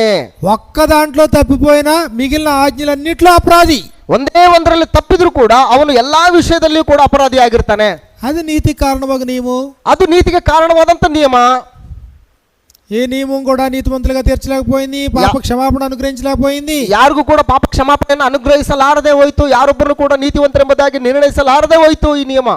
మరి నరుడి యొక్క సమస్య సమస్యగానే ఉండిపోవాలా? ಮನುಷ್ಯನ ಸಮಸ್ಯೆ ಸಮಸ್ಯೆಯಾಗೇ ಉಳಿದುಕೊಂಡು ಬಿಡ್ಬೇಕಾ? ఇక పాపపు సమస్య అలాగే ఉండిపోవాలా? ಆ ಪಾಪ ಎಂಬ ಸಮಸ್ಯೆ ಹಾಗೇ ಉಳಿದುಕೊಂಡು ಬಿಡ್ಬೇಕಾ? ధర్మశాస్త్రం ఇచ్చినటువంటి దేవుడు, ಧರ್ಮಶಾಸ್ತ್ರವನ್ನು ಕೊಟ್ಟಂತ ದೇವರು, దీన్ని మీరు అనుసరిస్తే నీతి గల సమాజం ఏర్పడుతుంది అన్నాడు. ಅಂದ್ರೆ ಇದನ್ನ ನೀವು ಅನುಸರಿಸುವುದಾದ್ರೆ ನೀತಿ ಉಳ್ಳ ಸಮಾಜವಾಗಿ ನಿರ್ಮಾಣ ಆಗುತ್ತೆ. ద్వితీయోపదేశకాండం 6వ అధ్యాయం మనం చూసినప్పుడు, ಧರ್ಮೋಪದೇಶ ಕಂಡ ಪುಸ್ತಕ 6ನೇ ಅಧ್ಯಾಯನ ನೋಡಿದಾಗ, ద్వితీయోపదేశకాండం 6వ అధ్యాయంలో మనకి ఇలా రాయబడింది. ಧರ್ಮೋಪದೇಶ ಕಂಡ ಪುಸ್ತಕ 6ನೇ ಅಧ್ಯಾಯದಲ್ಲಿ ನಮಗೆ ಈ ರೀತಿಯಾಗಿ ಬರೆಯಲ್ಪಟ್ಟಿದೆ. 6వ అధ్యాయము 25వ వచనంలో, 6ನೇ ಅಧ್ಯಾಯ 25ನೇ వచನದಲ್ಲಿ, మన దేవుడైన యెహోవా మనకు ఆజ్ఞాపించినట్లు ఆయన సన్నిధిని ఈ సమస్తమైన ఆజ్ఞలను అనుసరించి మనము నడుచుకొనున్నప్పుడు మనకు నీతి కలుగును. ನಮ್ಮ ದೇವರಾದ ಯೆಹೋವನು ನಿರೂಪಿಸಿದ ಈ ಧರ್ಮೋಪದೇಶವನ್ನೆಲ್ಲ ನಾವು ಅನುಸರಿಸಿದರೆ ಆತನ ದೃಷ್ಟಿಯಲ್ಲಿ ನೀತಿವಂತರೆಂದು ಎಣಿಸಲ್ಪಡುವೆವೆಂಬುದಾಗಿ ನೀವು ಉತ್ತರ ಕೊಡಬೇಕು. నీతికి కారణమగు నియమమే, ನೀತಿಗೆ ಕಾರಣವಾದಂತಹ ನಿಯಮನೇ ಇದು. నువ్వు అనుసరిస్తే నీతి కలుగును. ನೀನು ಅದನ್ನು ಅನುಸರಿಸುವುದಾದರೆ ನೀನು ನೀತಿವಂತನೆಂಬುದಾಗಿ ನಿರ್ಣಯಿಸಲ್ಪಡ್ತೀಯಾ? కానీ ఎందుకు నీతి కలగలేదు? ಆದ್ರೆ ಯಾಕೆ ನೀತಿವಂತನೆಂಬುದಾಗಿ ನಿರ್ಣಯಿಸಲ್ಪಡಲಿಲ್ಲ? కారణం ఏంటి? ಕಾರಣ ಏನು? యాకోబు 2:10 ಯಾಕೋಬನ ಪತ್ರಿಕೆ 2ನೇ ಅಧ್ಯಾಯ 10ನೇ ವಚನ. ಅದು ಕಾರಣ ఏముంది అందులోని? ಏನಿದೆ ಅದರಲ್ಲಿ? ఒకడు ధర్మశాస్త్రం అంతా గైకొని ಒಬ್ಬನು ಧರ್ಮಶಾಸ್ತ್ರದ ಎಲ್ಲಾ ಆಜ್ಞೆಗಳನ್ನು ಕೈಕೊಂಡು ನಡೆದು ఒక్క విషయంలో తప్పితే, ಒಂದೇ ಒಂದರಲ್ಲಿ ಅವನು ತಪ್ಪಿದ್ರೆ మిగిలిన ఆజ్ఞలన్నిటి విషయంలో అపరాధి అవుతున్నాడు. ಎಲ್ಲಾ ವಿಷಯದಲ್ಲಿಯೂ ಕೂಡ ಅವನು ಅಪರಾಧಿ ಆಗಿರ್ತಾನೆ. మోషే లాంటి వ్యక్తి ಮೋಶೆ ಅಂತಹ ವ್ಯಕ್ತಿ అన్ని విషయాలు అనుసరించిన, ಎಲ್ಲ ವಿಷಯಗಳಲ್ಲಿ ಆತನು ದೇವರ ಆಜ್ಞೆಗಳಿಗೆ ಅನುಸಾರವಾಗಿ ನಡೆದುಕೊಂಡ್ರು ಕೂಡ, ఇదిగో మోషే బండతో నువ్వు మాట్లాడు అంటే ಇಗೋ ಮೋಶೆ ನಿನ್ನ ಬಂಡೆ ಒಟ್ಟಿಗೆ ಮಾತಾಡು ಅಂತಂದ್ರೆ బండను కొట్టాడు. ಆದ್ರೆ ಬಂಡೆಯನ್ನು ಹೊಡೆದ. ఇప్పుడు ఎన్ని విషయాలు అపరాధి అయ్యాడు? ಈಗ ಎಷ್ಟು ವಿಷಯಗಳಲ್ಲಿ ಆತನು ಅಪರಾಧಿ ಆಗಿದ್ದಾನೆ? అన్ని ఆజ్ఞల విషయంలో అపరాధి అయ్యాడు. ಎಲ್ಲದರಲ್ಲೂ ಕೂಡ ಆತನು ತಪ್ಪಿತಸ್ಥನಾಗಿದ್ದಾನೆ, ಅಪರಾಧಿ ಆಗಿದ್ದಾನೆ. అంటే ఇది ఎలా ఉంటుందో తెలుసా? ಇದು ಹೆಂಗಿರ್ತದ ಗೊತ್ತಾ? నిచ్చిన మెట్లు గేమ్ ఉంటుంది చూసారా? ಅಂದ್ರೆ ಈ ಆವು ಏಣಿ ಆಟ ಇರ್ತದ ನೋಡಿದ್ರ ಆಟ, అలాగలా అక్కడ వరకు ఎక్కిన తర్వాత ಅಲ್ಲಿವರೆಗೂ ಏರಿದ್ಮೇಲೆ అదిగో పాము మింగేస్తే మళ్ళీ ఇలాగ కిందకు వచ్చేది. ಅಲ್ಲಿ ಆವು ಕಚ್ಚಿಬಿಟ್ರೆ ಸಾಕು, ಮತ್ತೆ ಇಳಿದ್ಬಿಟ್ಟು ಕೆಳಗಡೆ ಬರೋದು. అలాంటి నియమం ఇది. ಅಂತಹ ನಿಯಮ ಇದು. ధర్మశాస్త్రంలో ఉండే ఆజ్ఞలన్నీ ఒకడు అనుసరించి ఒక్క దాంట్లో తప్పితే, ಧರ್ಮಶಾಸ್ತ್ರದಲ್ಲಿರ್ತಕ್ಕಂಥ ಎಲ್ಲಾ ಆಜ್ಞೆಗಳನ್ನು ಕೈಕೊಂಡು ನಡೆದು ಒಂದೇ ಒಂದರಲ್ಲಿ ನೀನು ತಪ್ಪಿದ್ರೆ మళ్ళీ అదేం చేస్తుంది? ಮತ್ತೆ ಅದೇನ್ ಮಾಡ್ತದೆ? ఆజ్ఞలన్నిటి విషయంలో అపరాధిగా నిలబడుతుంది. ಅಂದ್ರೆ ఆజ్ఞೆಗಳೆಲ್ಲಗಳ ವಿಷಯದಲ್ಲಿ ನಿನಗೆ ಅಪರಾಧಿಯಾಗಿ ನಿಲ್ತದೆ. వారి బలుల వలన సంపూర్ణ స్థితి కలగట్లేదు. ಅವರು ಅರ್ಪಿಸಿದಂತ ಬಲಿಗಳ ಮೂಲಕವೂ ಕೂಡ ಅವರು ಸಂಪೂರ್ಣ ಸ್ಥಿತಿ ಹೊಂದ್ತಾ ಇಲ್ಲ. క్షమాపణ అనుగ్రహించడం లేదు. ಅವರಿಗೆ ಪಾಪ ಕ್ಷಮಾಪಣೆ ಕೂಡ ಉಂಟಾಗ್ತಾ ಇಲ್ಲ. చివరికి మనుషులు ఎలా మిగిలారంటే, ಅಂದ್ರೆ ಅಂತಿಮವಾಗಿ ಮನುಷ್ಯರು ಹೇಗೆ ಉಳ್ಕೊಂಡ್ಬಿಟ್ರು ಅಂತಂದ್ರೆ, ప్రభువైన యేసు ఈ లోకానికి వచ్చేటప్పటికి, ಕರ್ತನಾದ ಯೇಸು ಕ್ರಿಸ್ತನವರು ಈ ಲೋಕಕ್ಕೆ ಬಂದಂತ ಸಂದರ್ಭದಲ್ಲಿ నీతిమంతుడు లేడు, ఒక్కడైనను లేడు, ನೀತಿವಂತನೂ ಇಲ್ಲ, ಒಬ್ಬನಾದರೂ ಇಲ್ಲ. అందరూ పాపం చేసి ఏకముగా పనికిమాలిన వారైరి. ಎಲ್ಲರೂ ಪಾಪ ಮಾಡಿ ದೇವರಿಂದ ದೊರಕುವಂತ ನೀತಿಯನ್ನು ಹೊಂದದೇ ಹೋಗಿದ್ದಾರೆ. ఇదిగో ఒకటే పాప మరణముల నియమము, ಒಂದನೇದಾಗಿ ಪಾಪ ಮರಣಗಳ ನಿಯಮ, రెండు నీతికి కారణమగు నియమము, ಎರಡನೇದು ನೀತಿಗೆ ಕಾರಣವಾದಂತ ನಿಯಮ. ఇదిగో అందుకని చెప్పేసి ఆయన 3వ నియమాన్ని తీసుకొచ్చాడు. ಅದಕ್ಕೋಸ್ಕರ ಮೂರನೇ ನಿಯಮವನ್ನು ಆತನು ತರಲಿಕ್ಕಿದ್ದಾನೆ. 3వ నియమం ఏంటి? ಮೂರನೇ ನಿಯಮ ಏನು? జీవమునిచ్చు ఆత్మ యొక్క నియమము, ಜೀವವನ್ನು ಕೊಡುವಂತಹ ಆತ್ಮನ ನಿಯಮ. రామపత్రిక 8వ అధ్యాయము 2వ వచనంలో, ರೋಮಪತ್ರಿಕೆ 8ನೇ ಅಧ್ಯಾಯ 2ನೇ ವಚನದಲ್ಲಿ ఇది అక్కడ మనకి ఈ ప్రకారంగా మనకు రాయబడింది. ಅಲ್ಲಿ ನಮಗೆ ಈ ರೀತಿಯಾಗಿ ಬರೆಯಲ್ಪಟ್ಟಿದೆ. రోమపత్రిక 8వ అధ్యాయము 2వ వచనంలో, ರೋಮಪತ್ರಿಕೆ 8ನೇ ಅಧ್ಯಾಯ 2ನೇ ವಚನದಲ್ಲಿ, ధర్మశాస్త్రం వల్ల ఏ ఒక్కడు నీతిమంతుడిగా కాబట్టి ఇప్పుడు క్రీస్తు యేసునందున్న వారికి ఏ శిక్షా విధి లేదు. ಯಾಕೆಂತಂದ್ರೆ ಈಗ ಕ್ರಿಸ್ತ ಯೇಸುವಿನಲ್ಲಿರುವವರಿಗೆ ಅಪರಾಧ ನಿರ್ಣಯವು ಈಗ ಇಲ್ಲವೇ ಇಲ್ಲ. క్రీస్తు యేసునందు జీవమునిచ్చు ఆత్మ యొక్క నియమము, ಯಾಕೆಂತಂದ್ರೆ ಜೀವವನ್ನುಂಟು ಮಾಡುವ ಪವಿತ್ರಾತ್ಮನಿಂದಾದ ನಿಯಮವು పాప మరణముల నియమము నుండి నన్ను విడిపించెను. ನಿನ್ನನ್ನು ಪಾಪ ಮರಣಗಳಿಗೆ ಕಾರಣವಾದ ನಿಯಮದಿಂದ ಕ್ರಿಸ್ತ ಯೇಸುವಿನ ಮೂಲಕ ಬಿಡಿಸಿತು. ఎట్లనగా, ಹೇಗೆಂತಂದ್ರೆ ఎలాగంటది? ಹೆಂಗೆಂತದು? ధర్మశాస్త్రము దేనిని చేయించాలకపోయేనో, ಧರ್ಮಶಾಸ್ತ್ರವು ನಮ್ಮ ಶರೀರಾಧೀನ ಸ್ವಭಾವದ ನಿಮಿತ್ತ ನಿರ್ಬಲವಾಗಿ ಯಾವ ಕೆಲಸವನ್ನು ಮಾಡಲಾರದೆ ಇತ್ತೋ, జీవమునిచ్చు ఆత్మ యొక్క నియమము, ಜೀವವನ್ನು ಕೊಡುವಂತಹ ಆತ್ಮನ ನಿಯಮ. ఇప్పుడు ఈ నియమం ఏం చేసిందంట? ಈಗ ಈ ನಿಯಮ ಏನ್ ಮಾಡಿದೆ?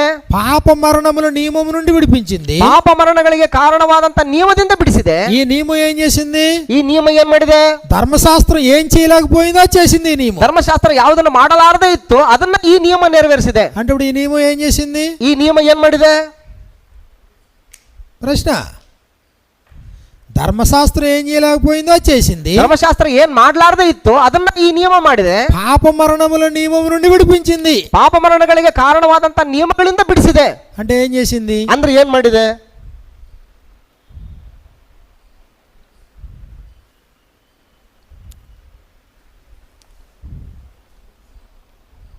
అర్థమవుతుందా?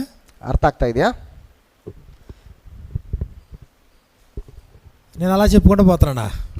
ನೀನು ಹಂಗೆ ಹೇಳ್ಕೊಂಡು ಹೋಗ್ತಾ ಇದ್ದೀನ. నేను ఒక్క వచనం దగ్గర నిలబడ్డాను.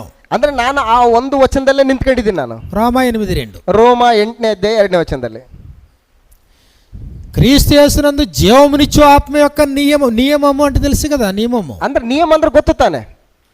నియమం, ಪ್ರಿನ್ಸಿಪಲ್ ನಿಯಮ. ఈ నియమము, ಈ ಒಂದು ನಿಯಮ పాప మరణముల నియమము నుండి విడిపించింది. ಅಂದ್ರೆ ಪಾಪ ಮರಣಗಳ ನಿಯಮದಿಂದ ಈ ನಿಯಮ ಜೀವ ನಿಯಮ ಬಿಡಿಸಿದೆ. ధర్మశాస్త్రం అంటే రెండో నియమము. ಅಂದ್ರೆ ಧರ್ಮಶಾಸ್ತ್ರ ಅಂತಂದ್ರೆ ಎರಡನೇ ನಿಯಮ, నీతికి కారణమగు నియమము, ನೀತಿಗೆ ಕಾರಣವಾಗಿರುವಂತಹ ನಿಯಮ. ఈ నియమం ఏవైతే చేయలేకపోయిందో, ಈ ನಿಯಮ ಯಾವುದನ್ನ ಮಾಡಲಾರದೇ ಇತ್ತೋ ఇది దాన్ని చేసింది ఈ నియమం. ಅದನ್ನ ಈ ನಿಯಮ ನೆರವೇರಿಸಿದೆ. అంటే మూడో నియమం ఏం చేస్తుంది? ಅಂದ್ರೆ ಮೂರನೇ ನಿಯಮ ಏನ್ ಮಾಡ್ತದೆ?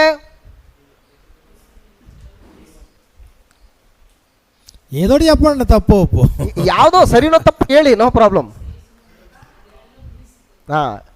ప్రభువైన యేసుక్రీస్తు ద్వారా ఈ రెండు నియమాల నుంచి విడిపించింది. విడిపించిందంటే ఏం చేసింది? ಅದು ಬಿಡಿಸಿ ఆ నియమాలు ఏం చేసినాయి, ఈ నియమం ఏం చేయబోతుంది? ಅಂದ್ರೆ ಈ ನಿಯಮಗಳು ಏನ್ ಮಾಡ್ತು, ಈ ನಿಯಮ ಏನ್ ಮಾಡ್ಲಿಕ್ಕಿದೆ? ఏదో అన్నారు, నాకు తెలుస్తలేదు. పాప నివారణ చేసింది. పాప నివారణ చేసిందా? ఇప్పుడు పై నియమం ఏం చేసింది? ಈಗ ಮೇಲಿನ ನಿಯಮ ಏನ್ ಮಾಡಿದೆ? పాపం చేసిన చంపుకుంటూ వస్తుంది. ಅಂದ್ರೆ ಪಾಪ ಮಾಡಿದಂತವ್ರನ್ನ ಸಾಯಿಸ್ತಾ ಬರ್ತಾ ಇದೆ. ఇప్పుడు పాప మరణముల నియమము నుండి విడిపించిందంటే ఇక్కడ ఏం చేస్తుంది? ఇక్కడ ಅಂದ್ರೆ ಪಾಪ ಮರಣಗಳಿಗೆ ನಿಯಮದಿಂದ ಬಿಡಿಸಿದೆ ಅಂತಂದ್ರೆ ಇದು ಏನ್ ಮಾಡ್ತಾ ಇದೆ? చచ్చినోడిని బ్రతికించుకుంటూ వెళ్తుంది ఈ నియమం. ಅಂದ್ರೆ ಈ ನಿಯಮ ಸತ್ತವ್ರನ್ನ ಬದುಕಿಸ್ಕೊಂಡು ಹೋಗ್ತಾ ಇದೆ. అదేమో చంపుకుంటూ వెళ్తుంది, ಇದೇನೋ ಸಾಯಿಸ್ಕೊಂಡು ಹೋಗ್ತಾ ಇದೆ. ఇదేమో బ్రతికించుకుంటూ వెళ్తుంది. ಇದೇನೋ ಬದುಕಿಸ್ತಾ ಹೋಗ್ತಾ ಇದೆ. క్రీస్తునందు బ్రతికించటం, ಕ್ರಿಸ್ತನಲ್ಲಿ ಬದುಕಿಸ್ತಾ ಹೋಗ್ತಾ ಇದೆ. యోహాను సువార్త 5వ అధ్యాయంలో, ಯೋಹಾನ್ ಬರೆಸುವಾರ್ತೆ 5ನೇ ಅಧ್ಯಾಯದಲ್ಲಿ, యోహాను సువార్త 5వ అధ్యాయాన్ని మనం చూసినప్పుడు, ಯೋಹಾನ್ ಬರೆಸುವಾರ್ತೆ 5ನೇ ಅಧ್ಯಾಯನ ನೋಡಿದಾಗ 25వ వచనంలో మనకి ఈ ప్రకారంగా వ్రాయబడింది. 25ನೇ ವಚನದಲ್ಲಿ ನಮಗೆ ಈ ರೀತಿಯಾಗಿ ಬರೆಯಲ್ಪಟ್ಟಿದೆ, మృతులు దేవుని కుమారుని శబ్దము విను గడియ వచ్చుచున్నది. ನಿಮಗೆ ನಿಜ ನಿಜವಾಗಿ ಹೇಳುತ್ತೇನೆ, ಸತ್ತವರು ದೇವಕುಮಾರನ ಧ್ವನಿಯನ್ನು ಕೇಳುವ ಕಾಲ ಬರುತ್ತದೆ. అది ఇప్పుడే వచ్చి ఉన్నది. ಅದು ಈಗಲೇ ಬಂದಿದೆ. చూడండి, మృతులంట, చచ్చిన వారంట దేవుని కుమారుని శబ్దం వినే గడి వచ్చిందంట. ಅಂದ್ರೆ ಸತ್ತವರಂತೆ ದೇವಕುಮಾರನ ಧ್ವನಿಯನ್ನು ಕೇಳಿ ಎದ್ದು ಬರುವ ಕಾಲ ಬರ್ತದಂತೆ. చచ్చినోళ్ళు దేవుని కుమారుని శబ్దం వినబెట్టి, ಅಂದ್ರೆ సత్తವರು ದೇವರ ಕುಮಾರನ ಧ್ವನಿಯನ್ನು ಕೇಳುವುದು ಹೇಗೆ? చచ్చినోళ్ళు అంటే ఇక్కడ సమాధిలో ఉన్నవాళ్ళనా? ಅಂದ್ರೆ ಇಲ್ಲಿ ಸತ್ತವರು ಅಂತಂದ್ರೆ ಸಮಾಧಿಯಲ್ಲಿ ಇರತಕ್ಕಂತವ್ರು ಅಂತ ಅರ್ಥನಾ? అపరాధముల చేత పాపముల చేత చచ్చిన వారు, ಅಲ್ರಿ, ಇಲ್ಲಿ ಸತ್ತವರು ಅಂತಂದ್ರೆ ಪಾಪಗಳಿಂದಲೂ ಅಪರಾಧಗಳಿಂದಲೂ ಸತ್ತವರು ಅಂತ ಅರ್ಥ. దేవునికి దూరమైనటువంటి వారు, ದೇವರಿಂದ ದೂರವಾಗಿರ್ತಕ್ಕಂಥವ್ರು ಅಂತ ಅರ್ಥ. దేవుని కుమారుడైన క్రీస్తు ప్రభు యొక్క శబ్దం వినే గడి వచ్చిందంట. ದೇವ ಕುಮಾರನಾದಂತ ಯೇಸು ಕ್ರಿಸ್ತನ ಶಬ್ದವನ್ನು ಕೇಳುವಂತ ಕಾಲ ಬಂತಂತೆ. దానిని వినువారు ಅದನ್ನ ಕೇಳುವಂತವರು జీవింతురని మీతో నిశ్చయముగా చెప్పుచున్నాను అన్నాడు ప్రభు. ಅದನ್ನ ಕೇಳಿದಂತವರು ಬದುಕ್ತಾರೆ ನಿಶ್ಚಯವಾಗಿ ಅಂತ ಹೇಳ್ತಾ ಇದ್ದಾನೆ. అది జీవమునిచ్చే ఆత్మ యొక్క నియమం. ಅದು ಜೀವವನ್ನು ಕೊಡುವಂತಹ ಆತ್ಮ నియಮ. అంటే ఈ నియమం ఏం చేస్తుంది? ಈ నియಮ ಏನ್ ಮಾಡ್ತಾ ಇದೆ? చనిపోయినోడిని బ్రతికిస్తుంది, ಸತ್ತವರನ್ನ ಬದುಕಿಸ್ತದೆ. ఎఫెసీయులకు రాసిన పత్రిక 2:1-2 వచనాల్లో, ಎಫೆಸ ಪತ್ರಿಕೆ 2ನೇ ಅಧ್ಯಾಯ 1-2ನೇ ವಚನದಲ್ಲಿ, మీ అపరాధముల చేతను పాపముల చేతను మీరు చచ్చిన వారై ఉండగా, ಅಪರಾಧಗಳಿಂದಲೂ ಪಾಪಗಳಿಂದಲೂ ಸತ್ತವರಾಗಿದ್ದಂತ ನಿಮ್ಮನ್ನು ಸಹ మీరు చచ్చారు. ನೀವು ಸತ್ತಿದ್ರಿ. మరి ఆయన ఏం చేశాడు? ಈಗ ಏನ್ ಮಾಡಿದ್ದಾನೆ? 1-2 వచనాల్లో అపరాధముల చేతను పాపముల చేతను చచ్చిన వారై ఉండగా, ಎಫೆಸ ಪತ್ರಿಕೆ 2ನೇ ಅಧ್ಯಾಯ 1 ವಚನದಲ್ಲಿ, ನೀವು ಅಪರಾಧಗಳಿಂದಲೂ ಪಾಪಗಳಿಂದಲೂ ಸತ್ತವರಾಗಿದ್ದಂತ ನಿಮ್ಮನ್ನು ಸಹ ఆయన క్రీస్తుతో కూడా మిమ్మును బ్రతికించెను. ಕ್ರಿಸ್ತನಲ್ಲಿ ಆತನು ನಿಮ್ಮನ್ನು ಬದುಕಿಸಿದನು ಅಂತ ಹೇಳ್ತಾ ಇದೆ. జీవమునిచ్చే ఆత్మ యొక్క నియమం ఏం చేస్తుంది? ಜೀವವನ್ನು ಕೊಡುವಂತಹ ಆತ್ಮನ ನಿಯಮ ಏನ್ ಮಾಡ್ತಾ ಇದೆ? చచ్చిన వారిని బ్రతికిస్తుంది, ಸತ್ತವರನ್ನ ಬದುಕಿಸ್ತದೆ. ఆయన కుమారుని శబ్దం వినే గడియ వచ్చినప్పుడు ಆತನ ಮಗನಾದಂತ ಯೇಸು ಕ್ರಿಸ್ತನ ಧ್ವನಿಯನ್ನು ಕೇಳುವ ಕಾಲ ಬಂದಾಗ మృతులు బ్రతుకుతారు, ಸತ್ತವರು ಬದುಕಿಸಲ್ಪಡ್ತಾರೆ. ఇప్పుడు మనం ఏ నియమంలో ఉన్నాం? ಈಗ ನಾವು ಯಾವ ನಿಯಮದಲ್ಲಿದ್ದೀವಿ? పాప మరణం నియమంలో ఉన్నామా? ಪಾಪ ಮರಣಗಳ ನಿಯಮದಲ್ಲಿದ್ದೀವಾ? నీతిని వెంటాడే నియమంలో, నీతి కారణమగు నియమంలో ఉన్నామా? ನೀತಿಗೆ ಕಾರಣವಾದಂತ ನಿಯಮದಲ್ಲಿದ್ದೀವಾ? జీవమునిచ్చే ఆత్మ యొక్క నియమంలో ఉన్నామా? ಜೀವವನ್ನು ಕೊಡುವಂತಹ ಆತ್ಮನ ನಿಯಮದಲ್ಲಿದ್ದೀವಾ? ఇక్కడ ఏమవుతుంది? ఇక్కడ ಯಾವ ನಿಯಮದಲ್ಲಿದ್ದೀವಿ? ನಾವು చచ్చాను, ನಾವು సತ್ತಿದ್ದೀವಿ. క్రీస్తు యేసును ఏం చేశాడు? ಈ ಕ್ರಿಸ್ತ ಯೇಸುವನ್ನು ನಮ್ಮನ್ನು ಏನ್ ಮಾಡಿದ್ದಾನೆ? బ్రతికించాడు. ಬದುಕಿಸಿದ್ದಾನೆ. ಇವತ್ತು ఆదాముకు ఉందా ఛాన్సు? అవ్వమ్మకు ఉందా ఛాన్సు? ಅವಳಿಗೆ ಆದಾಮಳಿಗೆ ಆ ಚಾನ್ಸ್ ಇದೆಯಾ? కయ్యనుకు ఉందా ఛాన్సు? ನನಗಿದೆ ಆ ಚಾನ್ಸು. ఈరోజు మనకుంది. ಇವತ್ತು ನಮಗಿದೆ. క్రీస్తు యేసునందు బ్రతికే అవకాశం ఉంది. ಕ್ರಿಸ್ತ ಯೇಸುವಿನಲ್ಲಿ ನಮಗೆ ಬದುಕುವುದಕ್ಕೆ ಅವಕಾಶ ಇದೆ. ఎఫెసీయులకు రాసిన పత్రిక 2:4 వచనంలో, ಎಫೆಸ ಪತ್ರಿಕೆ 2ನೇ ಅಧ್ಯಾಯ 4ನೇ ವಚನದಲ್ಲಿ, ఆయనను దేవుడు కరుణా సంపన్నుడై ఉండి, ಆದಾಗ್ಯೂ ಕೂಡ ದೇವರು ತನ್ನ ಮಹಾ ಕರುಣವನ್ನ ಅನುಸರಿಸಿ, మనం మన అపరాధముల చేత చచ్చిన వారమై ఉండినప్పుడు సైతము, ನಾವು ಅಪರಾಧಗಳಿಂದಲೂ ಪಾಪಗಳಿಂದಲೂ ಸತ್ತವರಾಗಿದ್ದಾಗ್ಯೂ ಕೂಡ, మన అపరాధముల చేత చచ్చిన వారమై ఉండినప్పుడు సహితము, ನಾವು ಅಪರಾಧಗಳಿಂದಲೂ ಪಾಪಗಳಿಂದಲೂ ಸತ್ತವರಾಗಿದ್ದಾಗ್ಯೂ ಕೂಡ, ఆయన చూపిన మహాప్రేమ చేత క్రీస్తుతో పాటు మనల్ని బ్రతికించెను. ನಮ್ಮನ್ನು ಕ್ರಿಸ್ತನೊಂದಿಗೆ ಬದುಕಿಸಿದನು. ಕೃಪೆಯಿಂದಲೇ ರಕ್ಷಣೆ ಹೊಂದಿದವರಾಗಿದ್ದೀರಿ. జీవమునిచ్చే ఆత్మ యొక్క నియమములో ಜೀವವನ್ನು ಕೊಡುವಂತಹ ಆತ್ಮನ ನಿಯಮದ ಮೂಲಕ చనిపోయిన వారు బ్రతికే అవకాశం ఉంది. ಸತ್ತವರು ಬದುಕುವಂತಹ ಅವಕಾಶ ಇದೆ. ఏ భేదమును లేదు, అందరూ పాపము చేసి దేవుడు అనుగ్రహించిన మహిమను పొందలేకపోయారు. ಹೆಚ್ಚು ಕಡಿಮೆ ಏನೂ ಇಲ್ಲ, ಎಲ್ಲರೂ ಕೂಡ ಪಾಪ ಮಾಡಿ ದೇವರಿಂದ ದೊರಕುವಂತಹ ಮಹಿಮೆಯನ್ನು ಹೊಂದದೇ ಹೋಗಿದ್ದಾರೆ. కాబట్టి ఈ నియమం తర్వాత చెప్తున్నాడు. ಈ ನಿಯಮದ ನಂತರ ಹೇಳ್ತಾ ಇದ್ದಾನೆ, ఏ భేదం లేదు, అన్యుడని యూదుడని, ಈ ಯಾವ ವ್ಯತ್ಯಾಸವೂ ಇಲ್ಲ. ಯಹೂದ್ಯನ ಎಂಬುದಾಗಲಿ ಗ್ರೀಕನ ಎಂಬುದಾಗಲಿ అందరూ పాపం చేసి దేవుడు అనుగ్రహించిన మహిమను పొందలేకపోయారు. ಎಲ್ಲರೂ ಪಾಪ ಮಾಡಿ ದೇವರಿಂದ ದೊರಕುವಂತ ನೀತಿಗೆ ದೂರವಾಗಿಬಿಟ್ಟಿದ್ದಾರೆ. అయితే ఆయన క్రీస్తు యేసునందు బ్రతికిస్తున్నాడు. ಈಗ ಕ್ರಿಸ್ತ ಯೇಸುವಿನ ಮೂಲಕ ನಮ್ಮನ್ನು ಬದುಕಿಸ್ತಾ ಇದ್ದಾನೆ. అది జీవమునిచ్చు ఆత్మ యొక్క నియమం. ಅದು ಜೀವವನ್ನು ಕೊಡುವಂತಹ ಆತ್ಮನ ನಿಯಮ. ధర్మశాస్త్రం ఏం చేయలేకపోయిందో ఇది ఆ నియమం చేస్తుంది. ಧರ್ಮಶಾಸ್ತ್ರ ಯಾವುದನ್ನ ಮಾಡಲಾರದೇ ಇತ್ತು ಆ ಒಂದು ಕೆಲಸವನ್ನ ಜೀವವನ್ನು ಕೊಡುವಂತ ಆತ್ಮನ ನಿಯಮ ಮಾಡ್ತಾ ಇದೆ. పాప మరణముల నియమము నుండి నన్ను విడిపిస్తుంది. ಪಾಪ ಮರಣಗಳಿಗೆ ಕಾರಣವಾದಂತ ನಿಯಮದಿಂದ ನಮ್ಮನ್ನು ಬಿಡಿಸ್ತಾ ಇದೆ. కాబట్టి క్రీస్తు యేసునందున్న వారికి ఏ శిక్షా విధి లేదు. ಆದ್ದರಿಂದ ಕ್ರಿಸ್ತ ಯೇಸುವಿನಲ್ಲಿರುವವರಿಗೆ ಅಪರಾಧ ನಿರ್ಣಯವು ಈಗ ಇಲ್ಲವೇ ಇಲ್ಲ. చనిపోయిన వారు బ్రతికే అవకాశం ఉంది. ಸತ್ತವರು ಬದುಕಿಸಲ್ಪಡುವಂತಹ ಅವಕಾಶ ಇದೆ. అపరాధములు పాపములు చేసి చచ్చిన నీవు, ಅಪರಾಧಗಳನ್ನು ಪಾಪಗಳನ್ನು ಮಾಡುವವರಾಗಿ ಸತ್ತವರಾಗಿದ್ದಂತ ನೀವು క్రీస్తు యేసునందలి విశ్వాసం వలన ಕ್ರಿಸ್ತ ಯೇಸುವಿನಲ್ಲಿರುವಂತಹ ನಂಬಿಕೆಯಿಂದ ఉచితముగానే నీతిమంతులుగా తీర్చబడే అవకాశం ఉంది. ನೀವು ಉಚಿತವಾಗಿ ನೀತಿವಂತನೆಂಬುದಾಗಿ ನಿರ್ಣಯಿಸಲ್ಪಡುವುದಕ್ಕೆ ಅವಕಾಶ ಇದೆ. దేవుడు అనుగ్రహించి మహిమను పొందలేని నీవు, ದೇವರು ಅನುಗ್ರಹಿಸುವಂತ ಮಹಿಮೆಯನ್ನು ಹೊಂದಕ್ಕಾಗದೇ ಇರತಕ್ಕಂತಹ నువ్వు దేవుని కుమారుడుగా దేవుని యొక్క మహిమను పొందే అవకాశం ఉంది. ದೇವರ ಮಗನಾಗಿ ದೇವರ ಮಹಿಮೆಯನ್ನು ಹೊಂದುವಂತ ಅವಕಾಶ ನಿನಗಿದೆ. దేవునికి దూరమైపోయినటువంటి నీవు, ದೇವರಿಗೆ ದೂರವಾಗಿದ್ದಂತ ನೀನು తిరిగి మళ్ళీ దేవునికి జన్మించి దేవుని కుమారుడుగా బ్రతికే అవకాశం ఉంది. ಈಗ ಪುನಃ ನೀನು ದೇವರಿಗೋಸ್ಕರ ಹುಟ್ಟಿ ದೇವರಿಗೋಸ್ಕರ ಬದುಕಬೇಕಾದಂತ ಅವಕಾಶ ಇದೆ. ఆయన నీ తండ్రిగా నీవు ఆయన కుమారుడుగా ఉండే అవకాశం ఉంది. ಆತನು ನಿನಗೆ ತಂದೆಯಾಗಿ ನೀನು ಆತನಿಗೆ ಮಗನಾಗಿ ಇರುವುದಕ್ಕೆ ಅವಕಾಶ ಇದೆ. జీవమునిచ్చు ఆత్మ యొక్క నియమం. ಇದು ಜೀವವನ್ನು ಕೊಡುವಂತ ಆತ್ಮನ ನಿಯಮ. అందుకే ప్రభు అయిన యేసుక్రీస్తు అని ఏమన్నారు తెలుసా? ಅದಕ್ಕೋಸ್ಕರ ಕರ್ತನಾದ ಯೇಸು ಕ್ರಿಸ್ತನವರು ಏನ್ ಹೇಳಿದ್ದಾರೆ ఇదిగో ಗೊತ್ತಾ? మీరు జీవాధిపతిని చంపితిరిగా జీవాధిపతి జీవముని ఇవ్వడానికి వచ్చాడు ఈ లోకానికి. ನೀವು ಜೀವನಾಯಕನನ್ನ ಕೊಂದಿರಿ ಅಂತ ಹೇಳ್ಬಿಡ್ತಾ ಇದ್ದಾನೆ. ಜೀವವನ್ನು ಕೊಡೋದಕ್ಕೆ ಬಂದಂತ ಜೀವಾಧಿಪತಿ ಯೇಸು ಕ್ರಿಸ್ತನು. అపోస్తల కార్యాలు 3:15 మనం చూసినప్పుడు ಅಪೊಸ್ತಲ ಕೃತ್ಯಗಳ ಪುಸ್ತಕ 3ನೇ ಅಧ್ಯಾಯ 15ನೇ ವಚನದಲ್ಲಿ ನಾವು ನೋಡಿದ್ರೆ, మీరు జీవాధిపతిని చంపితిరి గాని దేవుడు ఆయన మృతుల్లో నుండి లేపినందుకు మేము సాక్షులము. ನೀವು ಜೀವನಾಯಕನನ್ನು ಕೊಲ್ಲಿಸಿದಿರಿ, ಆದರೆ ದೇವರು ಆತನನ್ನು ಸತ್ತವರೊಳಗಿಂದ ಎಬ್ಬಿಸಿದನು. ప్రభు అయిన యేసుక్రీస్తు వారు ఎవరని చెప్తున్నాడు ఇక్కడ? ಅಂದ್ರೆ ಕರ್ತನಾದ ಯೇಸು ಕ್ರಿಸ್ತನನ್ನ ಯಾರೆಂಬುದಾಗಿ ಹೇಳ್ತಾ ಇದ್ದಾನೆ ಇಲ್ಲಿ. ಜೀವಾಧಿಪತಿ, ಜೀವನಾಯಕ. జీవింప చేయడానికి వచ్చాడు, జీవం ఇవ్వడానికి వచ్చాడు. ఆయన ಜೀವಿಸಲಿಕ್ಕಾಗುವಂತೆ ಮಾಡೋದಕ್ಕೆ ಬಂದಿದ್ದಾನೆ, ಜೀವನ ಕೊಡೋದಕ್ಕೋಸ್ಕರ ಬಂದಿದ್ದಾನೆ. కాబట్టి ప్రభు అయిన యేసు మాట్లాడుతూ అంటారు, ಆದ್ರಿಂದ ಕರ್ತನಾದ ಯೇಸು ಕ್ರಿಸ್ತನು ಮಾತಾಡ್ತಾ ಹೇಳ್ತಾ ಇದ್ದಾನೆ, నేనే మార్గమును, ನಾನೇ ಮಾರ್ಗವು, సత్యమును, జీవమునై ఉన్నాను. ಜೀವವೂ ಆಗಿದ್ದೇನೆ. నా ద్వారా తప్ప ನನ್ನ ಮೂಲಕವಾಗಿಯೇ ಹೊರಬಡುನು తండ్రి యొద్దకు రాడు. ಯಾರೊಬ್ಬರು ಕೂಡ ತಂದೆಯ ಬಳಿಗೆ ಹೋಗಲಾರಿರಿ. ఆయనలో జీవం ఉండెను, ಆತನಲ್ಲಿ ಜೀವವಿತ್ತು, ఆ జీవం మనుషులకు వెలుగై ఉండెను, ಆ ಜೀವವು ಮನುಷ್ಯರಿಗೆ ಬೆಳಕಾಗಿತ್ತು. ఆ వెలుగు మనుషులలో ప్రకాశించుచున్నది గాని ಆ ಬೆಳಕು ಮನುಷ್ಯರಲ್ಲಿ ಪ್ರಕಾಶಿಸುತ್ತದೆ, ಆದರೆ లోకము దాన్ని గ్రహింపకుండెను. ಲೋಕವು ಆ ಬೆಳಕನ್ನ ಅಂಗೀಕರಿಸಲಿಲ್ಲ, ಗ್ರಹಿಸಲಿಲ್ಲ. జీవాధిపతిగా వచ్చాడు. ಅಂದ್ರೆ ಜೀವಾಧಿಪತಿಯಾಗಿ ಯೇಸು ಕ್ರಿಸ್ತನು ಬಂದಿದ್ದಾನೆ. చచ్చిన శవాల దెబ్బగా ఉన్నటువంటి ఈ లోకాన్ని, ಸತ್ತಂತ ಶವಗಳೋಪಾದಿಯಲ್ಲಿ ಇರ್ತಕ್ಕಂಥ ಈ ಲೋಕವನ್ನ ఆయన యందలి విశ్వాసం వల్ల తిరిగి బ్రతికించి ఏర్పాటు చేశాడు. ಆತನಲ್ಲಿ ನಂಬಿಕೆ ಇಡುವುದರ ಮುಖಾಂತರ ಸತ್ತಂತವರನ್ನ ಬದುಕಿಸುವಂತ ಒಂದು ಅವಕಾಶವನ್ನು ಕೊಟ್ಟಿದ್ದಾನೆ. ఆయన శబ్దమును వినినటువంటి వారు తిరిగి బ్రతికారు. ಆತನ ಧ್ವನಿಯನ್ನು ಕೇಳದಂತವರು ಬದುಕಿದ್ದಾರೆ. ప్రభు అయిన యేసుక్రీస్తు వారు అంటారు, ಕರ್ತನಾದ ಯೇಸು ಕ್ರಿಸ್ತನವರು ಹೇಳ್ತಾ ಇದ್ದಾರೆ, ప్రయాసపడి భారం మోయించిన సమస్త జనులారా, ಎಲೈ ಸಮಸ್ತ ಭಾರವನ್ನು ಹೊತ್ತು ಕಷ್ಟಪಡುವಂತವರೇ, నా యొద్దకు రండి, నేను మీకు విశ్రాంతినిత్తును. ನೀವೆಲ್ಲರೂ ನನ್ನ ಬಳಿಗೆ ಬನ್ರಿ, ನಾನು ನಿಮಗೆ ವಿಶ್ರಾಂತಿಯನ್ನು ಕೊಡ್ತೇನೆ. ఇదిగో ఒకప్పుడు మీరు ధర్మశాస్త్రపు కాడి కింద ఉన్నారు. ಈಗ ಒಂದಾನೊಂದು ಕಾಲದಲ್ಲಿ ನೀವು ಧರ್ಮಶಾಸ್ತ್ರ ಎಂಬ ನೊಗವನ್ನು ನೀವು ಒತ್ತಿದ್ರಿ. అది మోయలేని కాడి, ಅದು ಹೊರಲಾರದಂತ ನೊಗ ಅದು. అయితే ఇప్పుడు నా కాడి మీ మీద ఎత్తుకోండి. ಈಗ ನನ್ನ ನೊಗವನ್ನು ನೀವು ನಿಮ್ಮ ಮೇಲೆ ಒತ್ತುಕೊಳ್ಳ್ರಿ. నా కాడి సులువుగాను తేలికగా, నా భారము తేలికగాను ఉన్నవి. ನನ್ನ ನೊಗವು ಹೌರವಾದದ್ದು, ಅದು ಸರಳವಾದದ್ದು. ನನ್ನ ನೊಗವನ್ನು ನೀವು ನಿಮ್ಮ ಮೇಲೆ ಒತ್ತುಕೊಳ್ಳಿ. క్రీస్తు యేసునందు దేవుడు జీవమునిచ్చు ఆత్మ యొక్క నియమాన్ని అనుగ్రహించాడు. ಕ್ರಿಸ್ತೇಸುವಿನ ಮೂಲಕ ದೇವರು ಕೊಡುವಂತಹ ಜೀವ ನಿಯಮ, ಆತ್ಮ ಅನುಗ್ರಹಿಸುವಂತ ಜೀವ ನಿಯಮ.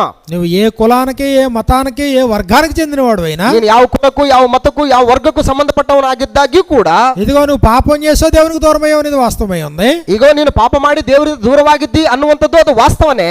మళ్ళీ దేవుని కుమారుని యొక్క శబ్దం వింటావా? ಮತ್ತೆ ನೀನು ದೇವರ ಮಗನಾದಂತ ಯೇಸು ಕ್ರಿಸ್ತನ ಶಬ್ದವನ್ನು ಕೇಳ್ತೀಯಾ? ఆ నీతిమంతుడైన వాని స్వార్థను వింటావా? ಆ ನೀತಿವಂತನಾದಂತಹ ಸುವಾರ್ತೆಯನ್ನು ಕೇಳ್ತೀಯಾ? ఆ క్రీస్తు ప్రభు యొక్క మరణ సమాధి పునరుద్ధానముల యందు విశ్వాసం ఉంచుతావా? ಆ ಪ್ರಿಯ ಮಗನಾದಂತ ಯೇಸು ಕ್ರಿಸ್ತನ ಮರಣ ಸಮಾಧಿ ಪುನರುತ್ಥಾನಗಳ ಮೇಲೆ ನಿನ್ನ ನಂಬಿಕೆ ಇಡ್ತೀಯಾ? మృతుల్లో నుండి లేపిన దేవుని యందు విశ్వాసం ఉంచుతావా? ಸತ್ತವರೊಳಗಿಂದ ಎಬ್ಬಿಸಿದಂತ ದೇವರ ಮೇಲೆ ನಿನ್ನ ನಂಬಿಕೆ ಇಡ್ತೀಯಾ? మృతుల్లో నుంచి లేచినటువంటి క్రీస్తు ప్రభు యందు విశ్వాసం ఉంచుతావా? ಸತ್ತವರೊಳಗಿಂದ ಎದ್ದಂತಹ ಯೇಸು ಕ್ರಿಸ್ತನ ಮೇಲೆ ನೀನು ವಿಶ್ವಾಸ ಇಡ್ತೀಯಾ? ఆ విశ్వాసము నిన్ను మళ్ళీ బ్రతికిస్తాది. ಆ ನಂಬಿಕೆ ನಿನ್ನನ್ನು ಪುನಃ ಬದುಕಿಸುತ್ತದೆ. అది క్రీస్తు యేసునందు జీవమునిచ్చే ఆత్మ యొక్క నియమం. ಅದು ಕ್ರಿಸ್ತ ಯೇಸುವಿನಲ್ಲಿ ಜೀವವನ್ನು ಕೊಡುವಂತಹ ಆತ್ಮನ ನಿಯಮ. ఈ నియమం ఏం చేసింది? ಈ ನಿಯಮ ಏನ್ ಮಾಡಿದೆ? పాప మరణములు నీ ఉంచి విడిపించింది. ಪಾಪ ಮರಣಗಳಿಗೆ ಕಾರಣವಾದಂತ ನಿಯಮದಿಂದ ನಿನ್ನನ್ನು ಬಿಡಿಸಿದೆ. ధర్మశాస్త్రం దేని చేయజాలకపోయిన దాన్ని చేస్తా ఉంది. ಧರ್ಮಶಾಸ್ತ್ರ ಯಾವುದನ್ನು ಮಾಡಲಾರದೆ ಇತ್ತೋ ಅದನ್ನ ಇದು ಮಾಡ್ತಾ ಇದೆ. క్రీస్తు యేసునందు పరిశుద్ధులుగా అయ్యే అవకాశం ఉంది. ನೀನು ಕ್ರಿಸ್ತ ಯೇಸುವಿನಲ್ಲಿ ಪರಿಶುದ್ಧರಾಗುವುದಕ್ಕೆ ಅವಕಾಶ ಇದೆ. పాప క్షమాపణ పొందే అవకాశం ఉంది. ಪಾಪ ಕ್ಷಮಾಪಣೆಯನ್ನು ಹೊಂದುವ ಅವಕಾಶ ಇದೆ. నీతిమంతులుగా తీర్చబడే అవకాశం ఉంది. ನೀತಿವಂತ ಎಂಬುದಾಗಿ ನಿರ್ಣಯಿಸಲ್ಪಡುವುದಕ್ಕೆ ಅವಕಾಶ ಇದೆ. కుమారులుగా జీవించే అవకాశం ఉంది. ಒಳ್ಳೆ ಸನ್ಮಾರ್ಗಿಯಾಗಿ ಬದುಕುವುದಕ್ಕೆ ಅವಕಾಶ ಇದೆ. ఆయన ఆత్మను పొందే అవకాశం ఉంది. ಆತನ ಆತ್ಮವನ್ನು ಹೊಂದುವುದಕ್ಕೆ ಅವಕಾಶ ಇದೆ. ఇదిగో తనకి బ్రతికి శాశ్వతమైన నిత్య జీవాన్ని పొందే అవకాశం. ನೀನು ಬದುಕಿ ಶಾಶ್ವತವಾದಂತ ನಿತ್ಯ ಜೀವನ ಹೊಂದುವುದಕ್ಕೆ ಅವಕಾಶ ಇದೆ. ప్రభువైన యేసుక్రీస్తు వారు మాట్లాడుతూ, ಕರ್ತನಾದ ಯೇಸು ಕ್ರಿಸ್ತನವರು ಮಾತಾಡ್ತಾ, లాజరు చనిపోయినటువంటి సందర్భంలో, ಲಾಜರನು ಸತ್ತಂತ ಸಂದರ್ಭದಲ್ಲಿ యోహాను సువార్త 11వ అధ్యాయం మనం చూస్తే, ಯೋಹಾನ್ ಬರೆಸುವಾರ್ತೆ 11ನೇ ಅಧ್ಯಾಯನ ನಾವು ನೋಡಿದ್ರೆ, ఇదిగో మార్తతో మాట్లాడుతున్న సందర్భంలో మార్త ఈ ప్రకారంగా చెప్తా ఉంది. ಮಾರ್ತಳೊಟ್ಟಿಗೆ ಮಾತಾಡುವಂತ ಸಂದರ್ಭದಲ್ಲಿ ಈ ರೀತಿಯಾಗಿ ಹೇಳ್ತಾ ಇದ್ದಾನೆ. 24వ వచనం నుంచి 24ನೇ ವಚನದಿಂದ, మార్త ఆయనతో అంచె దినమున పునరుద్ధానమందు లేచునని ఎరుగుదును నేను. ಮಾರ್ತಳು ಸತ್ತವರಿಗೆ ಕಡೆಯ ದಿನದಲ್ಲಿ ಪುನರುತ್ಥಾನವಾಗುವಾಗ ಅವನು ಎದ್ದು ಬರುವನೆಂದು ನಾನು ಬಲ್ಲೆನು ಅಂದಳು. 25వ వచనంలో మనకి ఇలా వ్రాయబడింది. 25ನೇ ವಚನದಲ್ಲಿ ನಮಗೆ ಈ ರೀತಿಯಾಗಿ ಬರೆಯಲ್ಪಟ್ಟಿದೆ. అందుకు యేసు పునరుద్ధానమును జీవమును నేనే. ಅದಕ್ಕೆ ಯೇಸು ಆಕೆಗೆ ನಾನೇ ಪುನರುತ್ಥಾನವೂ ಜೀವವೂ ಆಗಿದ್ದೇನೆ. పునరుద్ధానమును జీవమును నేనే. ನಾನೇ ಪುನರುತ್ಥಾನವೂ ಜೀವವೂ ಆಗಿದ್ದೇನೆ. నా యందు విశ్వాసముంచువాడు చనిపోయినను బ్రతుకును. ನನ್ನನ್ನು ನಂಬುವವನು ಸತ್ತರೂ ಬದುಕುವನು. నా యందు విశ్వాసముంచేవాడు చనిపోయినా బ్రతుకుతాడు. ನನ್ನನ್ನು ನಂಬುವವನು ಸತ್ತರೂ ಕೂಡ ಬದುಕ್ತಾನೆ. బ్రతికి నా యందు విశ్వాసముంచువాడు ಮತ್ತು ಬದುಕುತ್ತಾ ನನ್ನನ್ನು ನಂಬುವ ಪ್ರತಿಯೊಬ್ಬನು ಕೂಡ అన్నటికి చనిపోడు. ಎಂದಿಗೂ ಸಾಯುವುದಿಲ್ಲ. He lives forever and ever. ಈತನು ಯಾವಾಗಲೂ ಜೀವಿಸ್ತಾನೇ ಇರ್ತಾನೆ. మరి అప్పుడు నియమంలో ఉన్న వాళ్ళకి మరణ భయం ఉంటుందా? ಈ ನಿಯಮದಲ್ಲಿ ಇರ್ತಕ್ಕಂಥವರಿಗೆ ಮರಣ ಭಯ ಇರುತ್ತಾ? మరణ భయం లేదు. ಮರಣ ಭಯ ಇಲ್ಲ.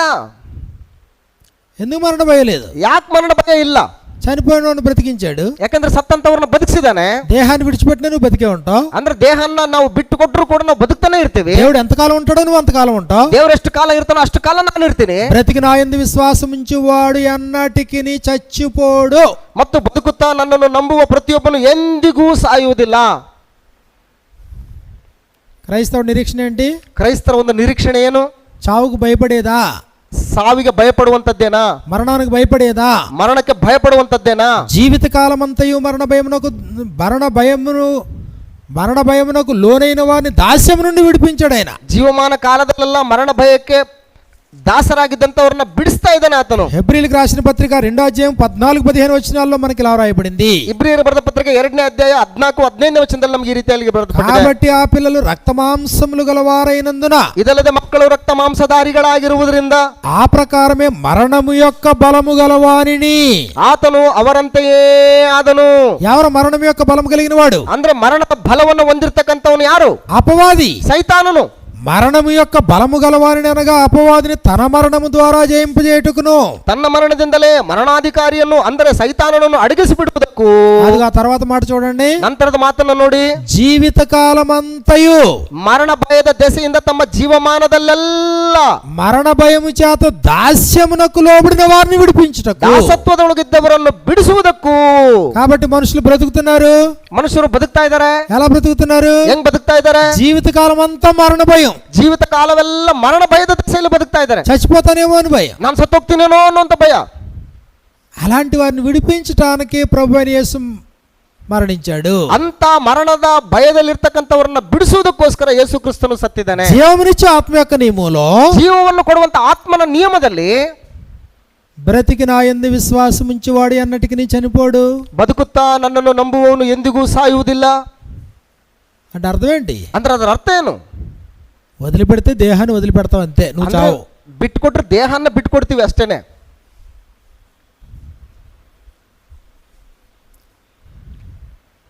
కాబట్టి అది అందులో ఉన్న ఆంతర్యం, ಅದರಲ್ಲಿರ್ತಕ್ಕಂಥ ಒಂದು ಆಂತರ್ಯ ಅದು. క్రైస్తవ విశ్వాసానికి పునాది, ಕ್ರೈಸ್ತವ ವಿಶ್ವಾಸಕ್ಕೆ ಅದೊಂದು ಬುನಾದಿ, క్రైస్తవ నిరీక్షణకు పునాది, ಕ್ರೈಸ್ತರ ಒಂದು ನಿರೀಕ್ಷಣೆಗೆ ಒಂದು ಬುನಾದಿ ಅದು. బైబిల్లో చావుకు భయపడిన భక్తిపరులు ఉన్నారు ఎవరన్నానే? ಬೈಬಲ್ ಅಲ್ಲಿ ಸಾವಿಗೆ ಭಯಪಟ್ಟಂತಹ ಭಕ್ತರು ಯಾರಾದ್ರೂ ಇದ್ದಾರಾ? చావుకు భయపడ్డారా? ಸಾವಿಗೆ ಅವರು ಭಯಪಟ್ಟಿದ್ದಾರಾ? అపోస్తలులు భయపడ్డారా? ಅಪೊಸ್ತಲರು ಭಯಪಟ್ಟಿದ್ದಾರಾ? ప్రారంభ శతాబ్దంలో ఉన్న క్రైస్తవులు భయపడ్డారా? ಮೊದಲನೇ ಶತಮಾನದಲ್ಲಿ ಇದ್ದಂತ ಕ್ರೈಸ್ತರು ಭಯಪಟ್ರ? ఎందుకు భయం లేదు? ಯಾಕೆ ಅವರಿಗೆ ಭಯ ಇಲ್ಲ? తమకు చావు లేదనే సంగతి తెలుసు. ಯಾಕೆಂತಂದ್ರೆ ಅವರಿಗೆ ತಮಗೆ ಸಾವು ಇಲ್ಲ ಅನ್ನುವಂತ ಸಂಗತಿ. దేహాన్ని విడిచిపెట్టినా చావు లేదనే సంగతి తెలుసు. ನಾವು ದೇಹನ್ನ ಬಿಟ್ಟುಕೊಟ್ರು ಕೂಡ ನಾವು ಸಾಯೋದಿಲ್ಲ ಅನ್ನೋದು. జీవిత కాలమంతయు మరణ భయం చేత దాస్యమునకు లోబడిన వారిని విడిపించిన క్రీస్తు ప్రభు వచ్చాడని తెలుసు. ಜೀವಿತಾಂತ್ಯವೆಲ್ಲ ಮರಣ ಭಯದ ದೆಸೆಯಿಂದ ಪಾಪದಲ್ಲಿದ್ದಂತವರನ್ನ ಬಿಡಿಸಿದನು ಅನ್ನುವಂಥದ್ದು ಅವ್ರಿಗೆ ಗೊತ್ತಿದೆ. కానీ మొదటి నియమం ఏం చేసింది? ಆದ್ರೆ ಮೊದಲನೇ ನಿಯಮ ಏನ್ ಮಾಡಿದೆ? పాపం చేసిన ప్రతి వాడిని చంపుకుంటూ పోయింది. ಪಾಪ ಮಾಡಿದಂತ ಪ್ರತಿಯೊಬ್ಬನು ಕೂಡ ಸಾಯಿಸ್ತಾ ಹೋಗ್ತಾ ಇದೆ. మూడో నియమం ఏం చేస్తుంది? ಮೂರನೇ ನಿಯಮ ಏನ್ ಮಾಡ್ತಾ ಇದೆ? విశ్వాసం ఉంచిన ప్రతి వాడిని బ్రతికించుకుంటూ పోయింది. ಯಾರೆಲ್ಲ ನಂಬುತ್ತಾರೋ ಅಂತವರೆಲ್ಲರೂ ಕೂಡ ಬದುಕಿಸ್ತಾ ಹೋಗ್ತಾ ಇದೆ. అది జీవమునిచ్చే ఆత్మ యొక్క నియమం. ಅದು ಜೀವವನ್ನು ಕೊಡುವಂತ ಆತ್ಮನ ನಿಯಮ. క్రీస్తు యేసునందు జీవమునిచ్చే ఆత్మ యొక్క నియమము, ಕ್ರಿಸ್ತ ಯೇಸುವಿನಲ್ಲಿ ಜೀವವನ್ನು ಕೊಡುವಂತಹ ಆತ್ಮನ ನಿಯಮವು పాప మరణముల నియమము నుండి నన్ను విడిపించెను. ಪಾಪ ಮರಣಗಳಿಗೆ ಕಾರಣವಾದ ನಿಯಮದಿಂದ ಈಗ ನಿನ್ನನ್ನು ಬಿಡಿಸಿತು. మరణ భయం పోయింది. ಈಗ ಮರಣ ಭಯ ಹೊಂಟೋಯ್ತು. చనిపోయినా దేవుని దగ్గర ఉంటాం.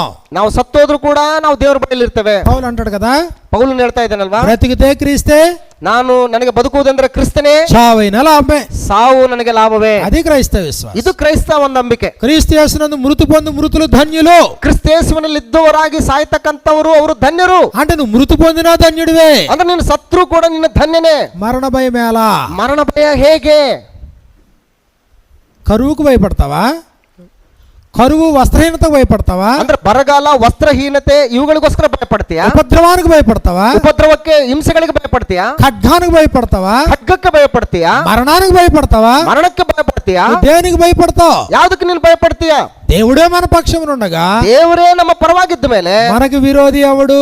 ನಮ್ಮನ್ನ ಎದುರಿಸುವವರು ಯಾರು? రోమిలికి రాసిన పత్రిక 8వ అధ్యాయంలో మనకి ఇలా వ్రాయబడింది. ರೋಮಪುರದವರು ಬರೆದ ಪತ್ರಿಕೆ 8ನೇ ಅಧ್ಯಾಯದಲ್ಲಿ ನಮಗೆ ಈ ರೀತಿಯಾಗಿ ಬರೆಯಲ್ಪಟ್ಟಿದೆ. 8వ అధ్యాయము 38వ వచనంలో, ರೋಮ ಪತ್ರಿಕೆ 8ನೇ ಅಧ್ಯಾಯ 38ನೇ ವಚನದಲ್ಲಿ, మరణమైనను జీవమైనను దేవదూతలైనను ప్రధానులైనను ఉన్నవైనను రాబోవునవైనను అధికారులైనను ఎత్తైనను లోతైనను సృష్టింపబడిన మరి ఏదైనను మన ప్రభు అయిన యేసుక్రీస్తునందలి దేవుని ప్రేమ నుండి మనలను ఎడబాపనేరవని రూఢిగా నమ్ముచున్నాను. ಹೇಗೆಂದರೆ ಮರಣವಾಗಲಿ, ಜೀವವಾಗಲಿ, ದೇವದೂತರಾಗಲಿ, ದುರಾತ್ಮಗಳಾಗಲಿ, ಈಗಿನ ಸಂಗತಿಗಳಾಗಲಿ, ಮುಂದಣ ಸಂಗತಿಗಳಾಗಲಿ, ಮಹತ್ವಗಳಾಗಲಿ, ಮೇಲಣ ಲೋಕವಾಗಲಿ, ಕೆಳಗಣ ಲೋಕವಾಗಲಿ, ಬೇರೆ ಯಾವ ಸೃಷ್ಟಿಯಾಗಲಿ ನಮ್ಮನ್ನು ನಮ್ಮ ಕರ್ತನಾದ ಯೇಸು ಕ್ರಿಸ್ತನಲ್ಲಿ ತೋರಿ ಬಂದ ದೇವರ ಪ್ರೀತಿಯಿಂದ ಅಗಲಿಸಲಾರವೆಂದು ನನಗೆ ನಿಶ್ಚಯ ಉಂಟು. 8వ అధ్యాయము 31వ వచనంలో, 8ನೇ ಅಧ್ಯಾಯ 31ನೇ ವಚನದಲ್ಲಿ, ఇట్లుండగా ఏమందుము? ಹಾಗಾದ್ರೆ ಈ ವಿಷಯಗಳಲ್ಲಿ ನಾವು ಏನು ಹೇಳೋಣ? దేవుడు మన పక్షమునుండగా మనకి విరోధి ఎవడు? ದೇವರು ನಮ್ಮ ಕಡೆ ಇದ್ದರೆ ನಮ್ಮನ್ನು ಎದುರಿಸುವವರು ಯಾರು? తన సొంత కుమారుని అనుగ్రహించుటకు వెనుతీయక అందరి కొరకు ఆయనను అప్పగించిన వాడు ఆయనతో పాటు సమస్తమును మనకు ఎందుకు అనుగ్రహింపడు? ಸ್ವಂತ ಮಗನನ್ನು ಉಳಿಸಿಕೊಳ್ಳದೆ ಆತನನ್ನು ನಮ್ಮೆಲ್ಲರಿಗೋಸ್ಕರ ಒಪ್ಪಿಸಿಕೊಟ್ಟನಲ್ಲ, ಮಗನನ್ನು ಕೊಟ್ಟ ಮೇಲೆ ಸಮಸ್ತವನ್ನು ನಮಗೆ ದಯಪಾಲಿಸದೇ ಇರುವನೇ. 8వ అధ్యాయం 35వ వచనంలో, 8ನೇ ಅಧ್ಯಾಯ 35ನೇ ವಚನದಲ್ಲಿ, క్రీస్తు ప్రేమ నుండి మనల్ని ఎడబాపు వాడెవడు? ಕ್ರಿಸ್ತನ ಪ್ರೀತಿಯಿಂದ ನಮ್ಮನ್ನು ಅಗಲಿಸುವವರು ಯಾರು? శ్రమైన, ಕಷ್ಟವೋ, బాధైన, ಸಂಕಟವೋ, హింసైన, ಹಿಂಸೆಯೋ, కరువైన, ಅನ್ನವಿಲ್ಲದಿರುವುದು, వస్త్రహీనతైన, ವಸ್ತ್ರವಿಲ್ಲದಿರುವುದು, ఉపద్రవమైన, ಗಂಡಾಂತರವೋ, ఖడ్గమైన, ಖಡ್ಗವೋ, క్రీస్తు ప్రేమ నుండి మనల్ని ఎడబాపునా? ಕ್ರಿಸ್ತನ ಪ್ರೀತಿಯಿಂದ ನಮ್ಮನ್ನು ಇವುಗಳು ಯಾವ ಕೂಡ ಅಗಲಿಸುವುದಕ್ಕೆ ಸಾಧ್ಯನಾ? క్రీస్తు యేసునందు జీవమునిచ్చే ఆత్మ యొక్క నియమం, ಕ್ರಿಸ್ತೇಸುವಿನಲ್ಲಿ ಜೀವನ ಕೊಡುವಂತಹ ಆತ್ಮನ ನಿಯಮ, చనిపోయిన వారిని బ్రతికించే నియమం, ಸತ್ತವರನ್ನ ಬದುಕಿಸುವಂತ ನಿಯಮ, జీవములో నుండి వేరుపరచబడిన వారిని తిరిగి జీవమునిచ్చే నియమం, ಜೀವದಿಂದ ಬೇರೆಯಾಗಿದ್ದಂಥವರನ್ನ ಪುನಃ ಜೀವದಲ್ಲಿ ಸೇರಿಸುವಂತ ನಿಯಮ, దేవునికి శత్రువులైనటువంటి వారిని తిరిగి క్షమించి మరలా హక్కును చేర్చుకునే నియమం, ದೇವರಿಗೆ ದೂರವಾಗಿ ಶತ್ರುಗಳಾಗಿದ್ದಂಥವರನ್ನ ಪುನಃ ದೇವರ ಬಳಿಗೆ ಸೇರಿಸಿ ದೇವರ ಹಕ್ಕನ್ನು ಪಡ್ಕೊಳ್ಳುವಂತ ಸ್ಥಿತಿಯನ್ನು ಏರ್ಪಾటు ಮಾಡ್ತಕ್ಕಂಥದ್ದು. ఏ నియమంలో ఉన్నాం ఇప్పుడు మనం? ಯಾವ ನಿಯಮದಲ್ಲಿ ಇದೀವಿ ನಾವು ಇವಾಗ? ఎంత భాగ్యవంతులు, ಎಷ್ಟು ಭಾಗ್ಯವಂತರಿ ನಾವು! ఎంత గొప్ప కృప ఇక్కడ! ಎಷ್ಟು ದೊಡ್ಡ ಕೃಪೆ ಇದೆ ಇಲ್ಲಿ. చచ్చావా? ಸತ್ತೋಗಿದ್ಯಾ? కన్ఫర్మా? ಕನ್ಫರ್ಮಾ? No problem. ಏನು ಸಮಸ್ಯೆ ಇಲ್ಲ. విశ్వాసం బట్టి ನಂಬಿಕೆಯಿಂದ నీతిమంతులుగా తీర్చబడే అవకాశం ఉంది. ನೀತಿವಂತನೆಂಬುದಾಗಿ ನಿರ್ಣಯಿಸುವುದಕ್ಕೆ ಅವಕಾಶ ಇದೆ. చచ్చిన ప్రతివాడు బ్రతికే అవకాశం ఉంది. ಸತ್ತ ಪ್ರತಿಯೊಬ್ಬರು ಕೂಡ ಬದುಕಿಸಲ್ಪಡೋದಕ್ಕೆ ಅವಕಾಶ ಇದೆ. ఒకడు మాత్రమే కాదు, ಒಬ್ಬರು ಮಾತ್ರ ಅಲ್ಲ, ఎంతమంది అయినా బ్రతికే అవకాశం ఉంది. ಎಷ್ಟು ಜನ ಆದ್ರೂ ಕೂಡ ಸರಿ, ಅಷ್ಟು ಜನ బ్రతికించే నియమం ఇది. ಇದು ಬದುಕಿಸುವಂತ ನಿಯಮ. ಇದು మృత్యుంజయుడైన క్రీస్తునందలి విశ్వాసం వల్ల బ్రతికే నియమం. ಮೃತ್ಯುಂಜಯನಾದಂತ ಕ್ರಿಸ್ತನಲ್ಲಿ ವಿಶ್ವಾಸ ಇಡುವುದರಿಂದ ಬದುಕುವಂತ ನಿಯಮ ಇದು. ప్రభువైన యేసు చనిపోయి సమాధి చేయబడి తిరిగి లేచాడని నమ్ముతున్నావా? ಕರ್ತನಾದ ಯೇಸು ಕ್ರಿಸ್ತನು ಸತ್ತು ಸಮಾಧಿ ಮಾಡಲ್ಪಟ್ಟು ಮೃತ್ಯುಂಜಯನಾಗಿ ಎದ್ದು ಬಂದಿದ್ದಾನೆ ಎಂಬುದಾಗಿ ನೀನು ನಂಬುತ್ತೀಯಾ? ఆయన యందు విశ్వాసమైన నీతిమంతులుగా తీరుస్తుంది. ಆತನಲ್ಲಿ ನೀನು ನಂಬಿಕೆ ಇಡುವುದರ ಮುಖಾಂತರ ಅದು ನಿನ್ನನ್ನು ನೀತಿವಂತನೆಂಬುದಾಗಿ ನಿರ್ಣಯಿಸಲ್ಪಡುತ್ತದೆ. కానీ కొందరు మృతుల పునరుద్ధానం లేదని చెప్తూ ఉన్నప్పుడు, ಆದ್ರೆ ಕೆಲವು ಜನರು ಸತ್ತವರಿಗೆ ಪುನರುತ್ಥಾನವೇ ಇಲ್ಲ ಅಂತ ಹೇಳ್ತಿರುವಂತ ಸಂದರ್ಭದಲ್ಲಿ, కొరింథీయులకు రాసిన మొదటి పత్రిక 15వ అధ్యాయంలో మనకి ఇలా వ్రాయబడింది. ಕೊರಿಂಥದವರಿಗೆ ಬರೆದ ಮೊದಲ ಪತ್ರಿಕೆ 15ನೇ ಅಧ್ಯಾಯದಲ್ಲಿ ನಮಗೆ ಈ ರೀತಿಯಾಗಿ ಬರೆಯಲ್ಪಟ್ಟಿದೆ. 15వ అధ్యాయము 12వ వచనం నుండి, 15ನೇ ಅಧ್ಯಾಯ 12ನೇ ವಚನದಿಂದ, క్రీస్తు మృతులలో నుండి లేపబడి ఉన్నాడని ప్రకటింపబడుచుండగా, ಕ್ರಿಸ್ತನು ಸತ್ತವರೊಳಗಿಂದ ಎಬ್ಬಿಸಲ್ಪಟ್ಟನೆಂದು ಸಾರೋಣವಾಗುತ್ತಿರುವಲ್ಲಿ, మీలో కొందరు మృతుల పునరుద్ధానం లేదని ఇట్లు చెప్పుచున్నారు. ನಿಮ್ಮೊಳಗೆ ಕೆಲವರು ಸತ್ತವರಿಗೆ ಪುನರುತ್ಥಾನವೇ ಇಲ್ಲವೆಂದು ಹೇಳುವುದು ಹೇಗೆ? మృతుల పునరుద్ధానం లేని ఎడల క్రీస్తు కూడా లేపబడి ఉండలేదు. ಸತ್ತವರಿಗೆ ಪುನರುತ್ಥಾನವಿಲ್ಲವೆಂಬುದು ನಿಜವಾಗಿದ್ದರೆ ಕ್ರಿಸ್ತನಾದರೂ ಎದ್ದು ಬರಲಿಲ್ಲ. మరియు క్రీస్తు లేపబడి ఉండని ఎడల ಮತ್ತು ಕ್ರಿಸ್ತನು ಎದ್ದು ಬರಲಿಲ್ಲವಾದರೆ మేము చేయు ప్రకటన వ్యర్థమే, ನಾವು ಮಾಡುವ ಮಾಡುವಂತ ಪ್ರಸಂಗವೂ ಕೂಡ ಉರುಳಿಲ್ಲದೆ, మీ విశ్వాసమును వ్యర్థమే. ಮತ್ತು ನಿಮ್ಮ ನಂಬಿಕೆಯೂ ಕೂಡ ಉರುಳಿಲ್ಲದೆ. దేవుడు క్రీస్తును లేపెను, ದೇವರು ಯೇಸು ಕ್ರಿಸ್ತನನ್ನು ಎಬ್ಬಿಸಿದ್ದಾನೆ. ఆయనను గురించి మేము సాక్ష్యం చెప్పి ఉన్నాము కదా.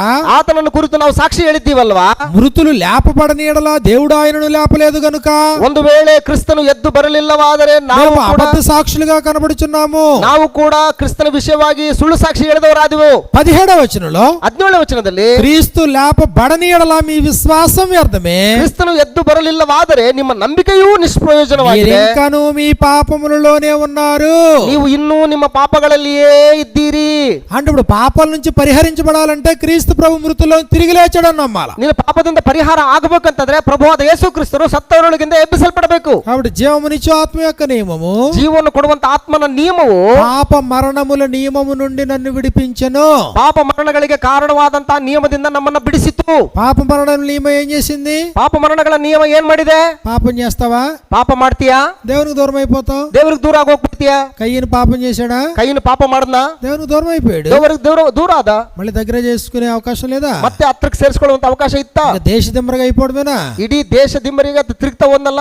ఆదాం పాపం చేశాడు, ಆದಾಮನ ಪಾಪ ಮಾಡ್ದ, 930 ఏళ్ళు బతికాడు. 930 ವರ್ಷಗಳ ಕಾಲ ಬದುಕಿದ ಶಾರೀರಿಕವಾಗಿ.